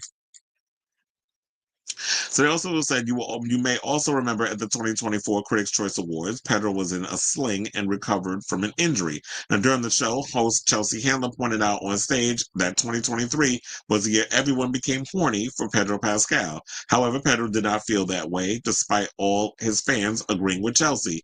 He remarked, "I was in a sling, I was overweight, and when the camera cut to me, I didn't think anything could be further from the truth." And it's sort of like, you know, some people inadvertently ooze sex appeal and don't be feeling sexy, and then there's some people that be like, "Yeah, you got that thing," and then people are vibing and they feeling it even when you don't feel it, and that's basically, you know, let's go through these. So that's how they be feeling, whatever. But it's like, yeah, I can totally get it. But if you look at him now, oh, Pedro was snatched. Pedro was snatched for the gods and is out here looking his most his physically fit. Not somebody, oh, Bright Light times two said, "Thank you, Dad."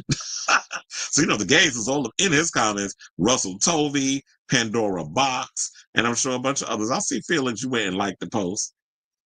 So some of these pictures is cute. I'm sure a lot of y'all are, look at that butt. Okay, I said a little tooch. Come on, legs. That's what I said. Look at Pedro. That body is bodying. Oh, child. I bet you he nasty in the bedroom too. Him and Oscar Isaac. He got some pretty feet. Oh my God. We gotta keep him away from Ricky Martin, because you know that I was gonna say that MFer. He's a damn foot fetishist. So yeah, we like Pedro Pascal around here. I know people was going in on him because they said something about his face, that they were like, there were people who didn't like the fact that he was hired as Reed Richards in Fantastic Four, saying he's too old, he doesn't really embody the part, he needs to shave, because Pedro Pascal in every movie literally looks like Pedro Pascal with the mustache. Maybe he thinks he looks weird without a mustache, that's why he keeps it, so he has a signature look about him. However, well, he getting all the roles, but you know, I first became aware of him, and I would have liked them to explore his character more when he was in Game of Thrones playing a bisexual character. So we like Pedro over here. Congratulations to him. Even though I did see the final trailer for Fantastic Four yesterday, I'm not all that excited about Fantastic Four, but I'll check it out. It definitely, the last trailer did look really good, but I'm still not like thirsty to see this movie like I am for Superman. But I'll definitely check it out when it comes out next month. So I say all this to say, what do you guys think of this story regarding Pedro Pascal and what he had to say on why he doesn't really talk about his relationships or his personal dating life and stuff? Look, he been hanging out a lot with Omar Apollo and a bunch of others. So let me know what you guys think of this story in the comments down below. So let me make sure I close all that out. Oh, he definitely gives generous lover, but I think he could probably be a freak. Like, I don't know, he's very attentive in the bedroom and probably takes your feelings into consideration. But I'm sure when it comes time to like that old nasty, sweaty, slam me against the wall type sex, pull me by my hair while you dig out my guts, I'm sure he can go there too. But he does give tentative, generous lovatees. So I do agree with that. All right, y'all. So let's get to our final topic, and that's about Madonna, because you know Pride is about to end this coming weekend. We got the big Pride event coming on Sunday in New York City. So for those of you who are gonna be out there, make sure y'all stay vigilant. Make sure you're alert and make sure you stay safe, because in this current administration and this crackdown and these people targeting trans people and members of the LGBT LMNOP community, you might want to be on your P's and Q's, because it's about to be rough out in these streets and we cannot afford no craziness going around. And you know, these gays will be playing, because there are some out here that will whip that ass. But anyway, I came across this article courtesy of Robert. He sent me this yesterday. StoryHorizon.net, because, you know, one of our biggest icons in the queer music space is none other than the queen of pop, Madonna. And they went and created this whole situation where they wanted to point out why Her music still resonates, especially her pride anthems resonate now more than ever. So the article says more than 3 decades since you could say it's over 4 decades since she first became an icon of queen culture. Madonna's pride anthems continue to resonate powerfully in 2025. Far beyond her catchy beats and memorable hooks, her songs have become enduring symbols of empowerment, resilience, and advocacy for the LGBTQ plus community. Madonna's impact is not just musical, it is cultural, reflecting and shaping the evolution of queer identity and activism over time. So from the earliest days of her career, Madonna has been a fearless and vocal ally to LGBTQ plus individuals. Using her global platform, she consistently challenged societal norms and promoted inclusivity, becoming a beacon for those fighting for equality. In 2019, she was honored with the Advocate for Change Award at the GLAAD Media Awards, recognizing her lifelong dedication to advancing LGBTQ plus acceptance. Her activism extends well beyond awards and speeches. Madonna's music and public appearance has also often imbued with messages of justice and solidarity. At Stonewall 50 World Pride NYC 2019, she debuted I Rise, a stirring anthem for marginalized communities. The song's music video featured footage from various social justice movements, highlighting her ongoing commitment to global equality and the fight against oppression. Madonna's catalog is rich with songs that have become synonymous with pride celebrations and queer empowerment. One would be Vogue from 1990, which this track brought the Harlem ballroom scene to the mainstream, celebrating the artistry and resilience of queer, Black, and Latino communities. It remains a cultural landmark in queer history. Express Yourself, which came out in 1989, a powerful call for self-expression and authenticity. This song has been embraced as both a feminist and LGBTQ plus anthem. I Rise, which came out in 2019, a modern anthem of resilience and hope. It continues to inspire those facing adversity, within the LGBTQ plus community and beyond. These songs are more than hits. They're all rallying cries that offer solace, strength, and a sense of belonging to countless individuals navigating their identities. And this is something I 110% agree with, because when you create songs, there needs to be some substance to it. You can't just automatically just wake up one morning and be like, oh, I'm just going to create an anthem and pander it to the gays who, are thirsty to, have something that they can latch on to and identify with. Sometimes anthems just become anthems accidentally. Where we have Vogue, and you saw like voguing, the ballroom girls, of course, when that was something we hadn't seen before. And in 1990, I was a wee baby gay. So seeing something like that on TV, and I'm still trying to understand my sexual orientation, seeing something like that on TV and seeing the girls out here with all these flexible dance moves and things, I got my life, which made me sit up and pay attention to her. And then you see Express Yourself, which basically was all about, be yourself unapologetically. And we're seeing Madonna up there just being fruitless and fancy free and carefree in how she moves as a dancer, and the lyrics. Don't go for second best, put yourself to the test, or put your lover to the test. But I say put it all to the goddamn test. You have to make it, express yourself. And if you want it right now, let them show you how. Express what you got, baby, ready or not. Okay? And I Rise, you definitely, when you hear that song, especially with the lyrics, it's a political call to action. So that was like intentional. It's like, yeah, I'm going to write a song. And it's like, yeah, we need to wake up, which was the ongoing theme for a lot of the songs on Madam X, a call to arms. Now let's get into her cultural impact and continued relevance. In 2025, Madonna's influence is as palpable as ever. Her music remains a staple in Pride playlists and events worldwide, a testament to her lasting impact on queer culture. Moreover, her recent advocacy for trans rights, including her public support for Connor Ives' Protect the Dolls campaign, which you've seen a lot of celebrities, including the person we just talked about, Pedro Pascal, has been wearing the shirt, shows her unwavering commitment to the ongoing fight for equality and acceptance. Madonna's pride anthems matter today because they encapsulate the LGBTQ plus community's journey From struggle to celebration, from marginalized to mainstream recognition. Her music not only reflects this transformative journey, but also fuels continued progress. In an era still grappling with questions of identity, justice, and acceptance, Madonna's songs stand as powerful reminders of love, courage, and the unyielding fight to be oneself.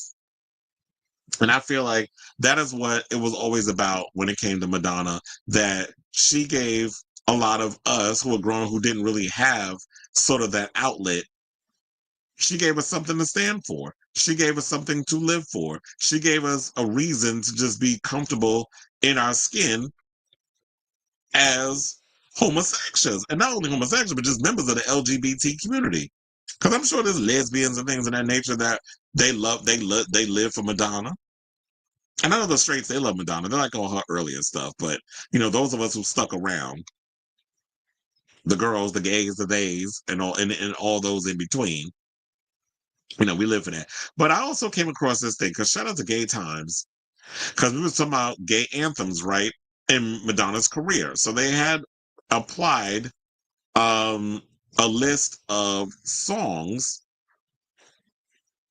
that we can get into that have that cultural impact in regards of the Libidiqua community, like her gay anthems. I wonder if this song is actually in there. Girls Gone Wild. We do love that song. Or this song. Would this be hung up? Shout out to Cloud. Whatever happened to him? First of all, I had a big crush on Cloud when he was 21. I was like, who is this cutie? Him and Miron, those are my two. Those are my two crushes when with the confession store. It was Miron, who wore like the red jacket, and Cloud, who was always showing that, that snatch waist and that chest. And I think he's like half Asian. But anyway, let's go back to this video, because it's like, this is the whole Kazaki era where the gays is up in here wearing the pumps alongside Madonna.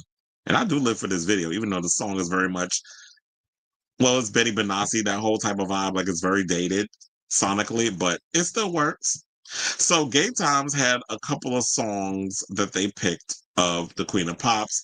They have Madonna's Material Girl. They have Material Girl, which peaked at number 3 in the UK, saying one of the first songs to establish Madonna as an icon.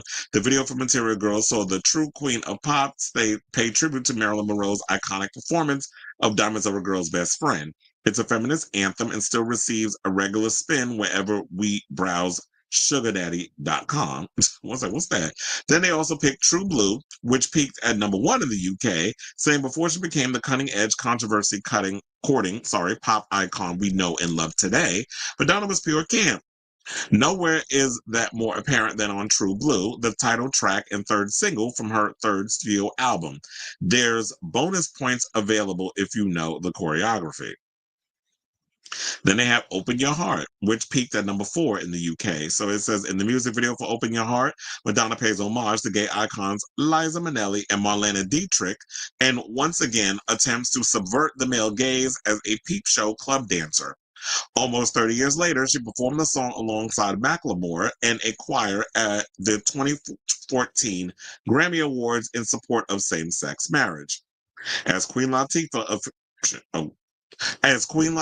officiated the unions of 34 gay and straight couples, if that doesn't cement its status as a gay anthem, we don't know what will. Then they have Express Yourself from Like a Prayer, which peaked at number 2 on the UK charts. They said the second single from Madonna's 4th studio album, Express Yourself, was acclaimed for its feminist themes and gender-bending video, in which she portrays a masculine, crotch-grabbing alter ego. Fun fact, Express Yourself is the 3rd most expensive video of all time. I wonder how much was it, because we know one of her expensive videos, I was like, what was the first and the second? But I know one of the videos that was her most expensive was Bedtime Story. I believe that was her most expensive, because you seen that video? That video was crazy. And yeah, that was like up there with Scream. Because I think Scream with Janet Jackson and Michael Jackson, that was like a $7 million budget. But I think Madonna paid, I think that was like maybe $3 to $4 million. I have to look that up. Or if y'all watching the chat, if y'all can look see how much the budget for that was. So then they have Vogue from the I'm Breathless album. So Vogue is probably Madonna at her gayest. That peaked at #1 in the UK, by the way, because if you're not noticing, I guess Gay Times is a UK conglomerate. And so the Deep House anthem became the Queen's most commercially successful single at the time, topping the charts in over 30 countries. And critics have been often credited the song and video with bringing ballroom culture to the forefront of pop culture. And that is what she did, not colonizing and taking all the credit. Because if that's what it was, then why would she have ballroom girls performing in the video? Then Madonna's always given people their credit in regards of if you're going to take from marginalized community and usher a lot of the underground into the mainstream. Then we have Justify My Love from the Immaculate Collection, which peaked at #2 in the UK.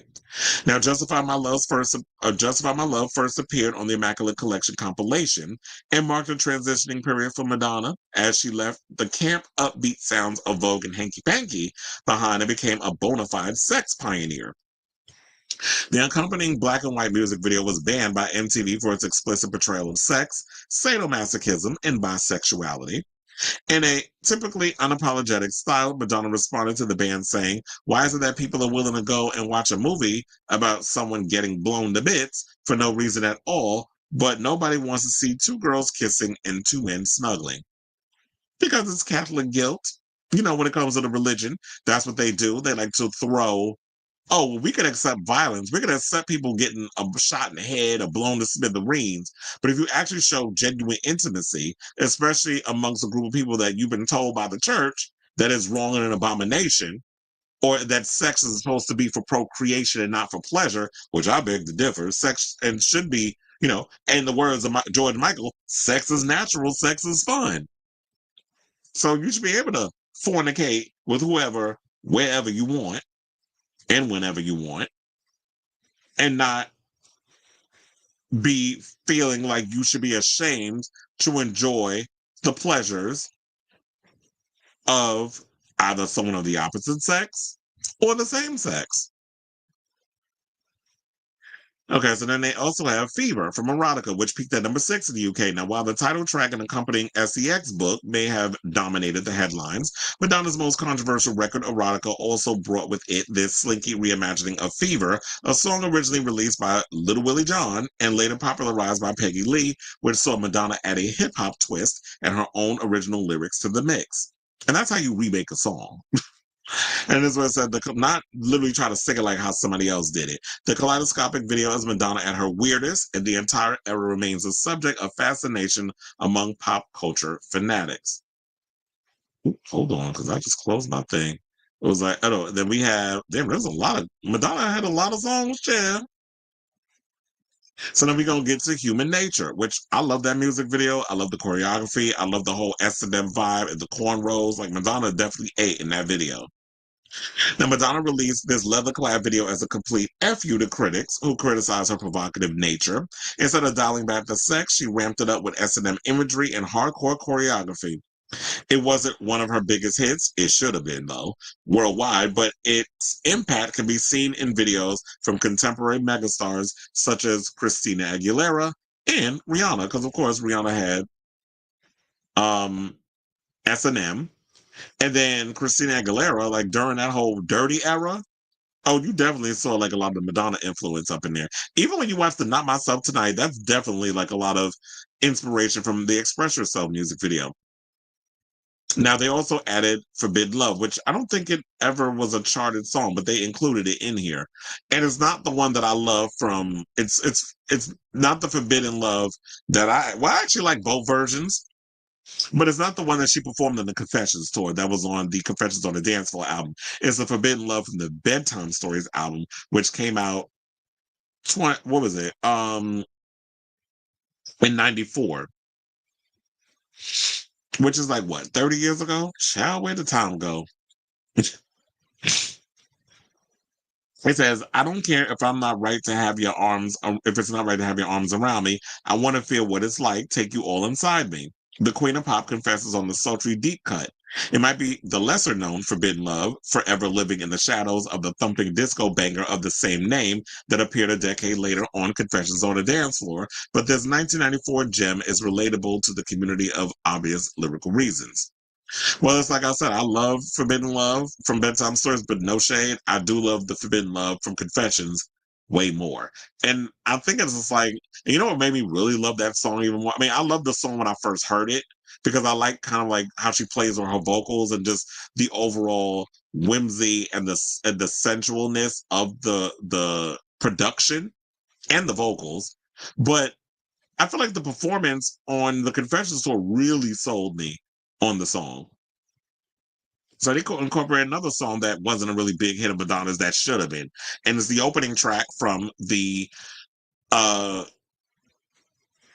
Celebration tour. Nothing Really Matters from the Ray of Light album. So it peaked at number 7 in the UK. It says, often noted by critics as one of Madonna's most iconic reinventions, this William Orr produced hit spawned one of the star's most memorable videos to date.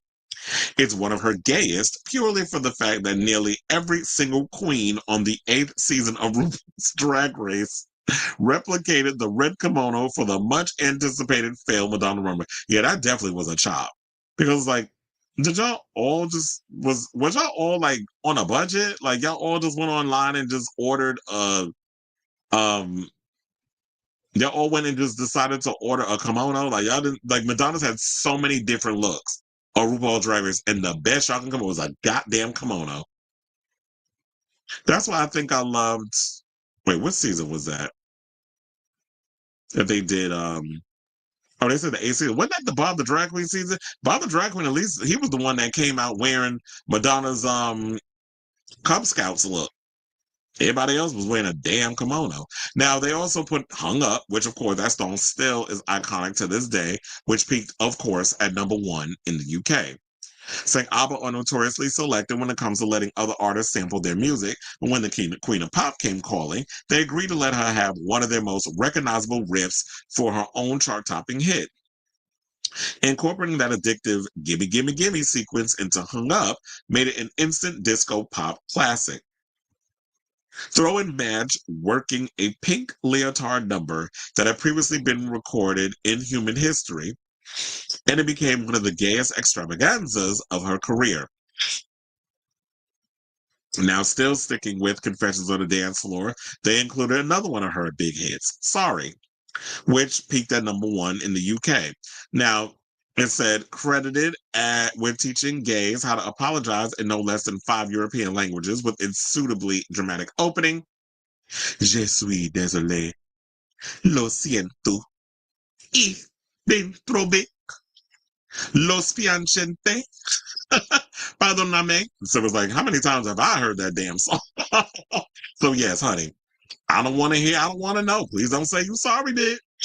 And she did not apologize, never for who she is or what she has done. So the mix of pulsing electronics with disco beats while Madonna downright refuses to accept your apology for the ugly bouquet of hydrangeas you've handed her is the kind of pop melodrama we live for. Now, here's a song that y'all lose points on. How dare you include Give Me All Your Lovin' in this list? I can't stand that song. That song is terrible.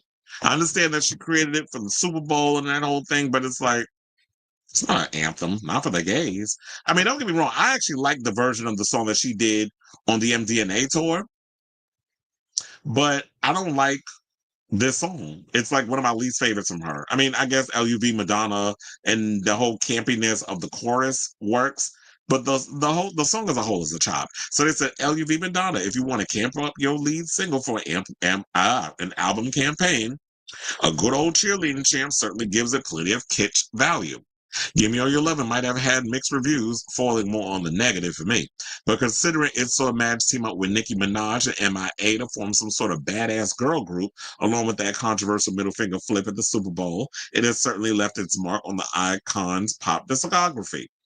Well, it's no Jay. I do live for the fact that she got Nicki Minaj and MIA on the track, but I just don't like the song. Okay, let me switch over to this picture because this actually pertains to the next song we're about to go into. Girls Gone Wild, which peaked at number 73. Platinum bombshell Madonna made a comeback in the erotic black and white clip for Girl Gone Wild, which sees the risque performer pay homage to her controversial fifth studio album, Erotica. She gives us all the life we need in the video while I was going to say homosexual, but muscular male dancers in heels and leather underwear participate in bondage and other kinky-ish. We still live for this. I do love the video. Then she has Bitch, I'm Madonna, which I don't think peaked on the UK. Now it says being the ultimate gay icon means that you paved the way for more to come through. Beyonce, Katy Perry, Rita Ora, they all pay their dues by cameoing in the music video for Madonna's brilliantly Barbie pop, Bitch, I'm Madonna, an energetic explosion of ego that demonstrated the Queen of Pop has no intention of slowing down anytime soon. Here's to the next 65 years. So, yes. Because his mama, wait, how old is she? She about to turn 67, right? So yeah, this was, I think, last year when they came up with that list. So we love for Madonna. We're looking forward to the next album whenever that comes out. We know she's still working on it with Stuart Price. We know it's probably most likely, if you're working with Stuart Price, it's gonna be a dance record. It's gonna, so we want something that's really gonna push the needle forward and give us some more of the, the more future homosexual anthems that we can still live here for and show that, the Queen of Pop still has it. So, yeah, I definitely want to hear from y'all. What do you guys think of this story about Madonna's Pride Anthems? Do you think that it still matters in 2025? I do think it is because, you know what? Say what you want about Madonna, and I know a lot of people tell her she needs to hang it up. She this, she that. But look, there are a lot of still new generations of people who are discovering her music that are creating whole discourses around her music and her music videos. A lot of Gen Zers, even Gen Alphas, who are jumping on YouTube and watching her music videos and creating content around really watching her videos, her live performances, listening to her songs, and creating whole discourses around it. So say what you want about Madonna, but she is that girl. She is the icon. She is the moment. She is, all that in a bag of chips. So shout out to the queen. Shout out to the icon. Shout out to Madonna. And looking forward to hearing whatever you got coming with the new music. So I definitely want to hear from y'all, so you know what to do. Leave them thoughts down in the comments right below. Oh, hold on. I felt that cough coming. I was like, yeah, I needed to add a little more sauce to the gumbo because I was like, yeah, let's go through them anthems.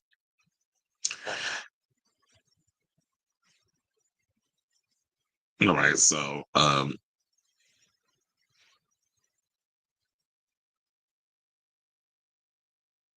you caught that little light? Well, that's what I was talking about when I brought that whole pandering thing up. That was a little dagger. I did throw it at Gaga, but I'm glad you caught it. I probably didn't get it inadvertently, but I remember begging my parents for the Vogue cassette single. Feels like a literal lifetime ago. Oh.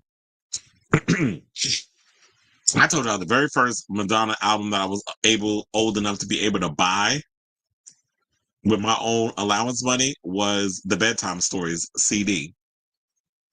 I had my cassette maxi single for Vogue. I had the 12-inch vinyl for Express Yourself. I was like too scared to get the erotica thing because I was like, I'm not even gonna be old enough. I wanted to buy the VHS of the music video, but I thought like, in those days you would probably get like, oh, they would probably want a card to be like, no, you can't be out here trying to buy something that inappropriate. Like it's almost like I was buying porn.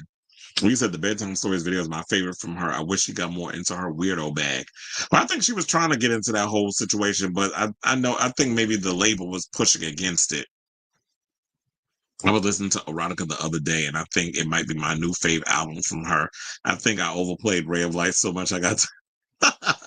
It happens. Erotica was an instant favorite the first day I heard it. And to me, it's very much like, it feels like an art house record. Like it's just like it's spoken word. It's very experimental. Oh, rejection is the greatest aphrodisiac. Mm-hmm. Yeah, why do many queens duplicate her looks? Oh, I think you said why did so many people duplicate her? There's an answer said recently even the eliminated queens at that point also had kimonos. Naisha did, and I think Layla McQueen did too. Child, a mess. They had two queens in the pink material girl dress, two Met Gala looks. Valentina wore bras over her body coming out. Well, yeah, I did like the Valentina look because at least she did something different. But then a lot of the girls, yeah, I don't know why they be just the same, like kimonos, really, I guess. Maybe y'all thought, oh, I could just go on Temu, Shein, one of them. I don't even know, whatever it was existed back, the Amazon, and let me just get a little kimono, and nobody's going to think of a kimono. Because is Madonna's looks to duplicate very expensive? Nobody said you actually had to get a Jean-Paul Gaultier ensemble like off the rack, because I know that's gonna be expensive. They made up for the Night of 1,000 Madonnas with the season 12 one. Yeah, it was like that works. And didn't they do another runway? Because I'm like, they would have to do another one, and hopefully they do that. Most expensive videos per Wikipedia, Scream, Michael. Yeah. Oh, so what did I say? 7 million or something around that? I was like, that makes sense. 7 million for Scream. Die Another Day, 6.1 million. Well, yeah, that definitely was an expensive video, especially because she was in the movie. Express Yourself, 5 million. Bedtime Stories, 5 million. Guns N' Roses, 5 million. Jesus. But yeah, so I guess that's the three Madonna videos that was expensive. Die Another Day, Express Yourself, and Bedtime. So yeah, Bedtime Story definitely was expensive. But I can't believe like her most expensive one was Die Another. It was like $6.1 million. If I did a Night of 1,000 Madonnas, I would have worn the black look from the beginning of the Nothing Really Matters music video, and then revealed it to the look from the Frozen. Cross-pollinate looks. I'm surprised they didn't mention Deeper and Deeper and Get Together on the list unless I missed it. No, they didn't. Because Deeper and Deeper, first of all, if the video has like the gays all up in it, it's a disco track. So I'm surprised they didn't add that. Y'all had to Give Me All Your Love, and you could have swapped that out and put Deeper and Deeper up in there. I don't know what the hell. Y'all were looking for something controversial put in there so we can get mad and have this conversation. Because I'm like, yeah, Get Together should have been in there. But I guess because they added Sorry, they added Hung Up, they didn't want to, keep adding stuff from that Confessions record. I mean, in Quiet as Kept, you could add the whole album up in there because it was just a lot of anthems. You said you were 16 when Erotica came out. Yeah, 1990. Mm-hmm. It was like, if Madonna is working with Arca for this next album, that might be the thing that will make me love and stand her more than Janet. Hearing her on a neo-pero beat would heal me. So that would be interesting to hear her work on a project with Arca. Didn't Arca drop some new music recently? Do they have a new album coming out? Inquiring Minds want to know.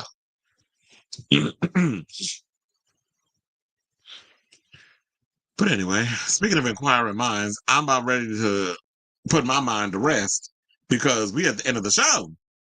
So Erotica and the Sex Book came out. 1992. I wish I was old enough to get that book, but I wasn't. I did get to look inside the book, but I was not old enough to get my hands on that book. But yeah, thank you all for watching and sticking around to the end of the show. I want to thank you all for tuning into the latest episode of Chris Avalon Unfiltered. She released 2 new songs, probably a new album on the way, but Bjork works with her. Oh, yeah, it does. Remember when Bjork was working with Mott Mose at one point? But yeah, I need Bjork to kind of switch up her sound a little bit. Everything is starting to sound a little bit the same. But yeah, love you all for watching. Hit that like and subscribe button. Also smash the notification bell. Thank you all for tuning in. Lord willing, I'll probably be on tomorrow. If not, I'll have a great weekend. I'm gonna try to see if I can come on over the weekend. I know Pride in Manhattan is this weekend. The big Pride is happening. And so I might need a day or so of rest because I already told you I'm going through it right now. As in, I'm just exhausted. And that's why I had to drink this 20 damn ounce of Red Bull. So I got the energy to do this dang show. But yeah, love you all for watching. Thank you all for tuning in. Thank you for continuously supporting the show. Your love, I do not take for granted. And your support, I don't take for granted. And, the mainstays that come in all the time, as well as those newcomers who have come in, like what I do, and have hit that subscribe button and continue to come back to hear all the craziness and the shenanigans that come from this damn show. So yes, love you all for watching. Thank you all for the continued support. And until next time, ciao, darlings.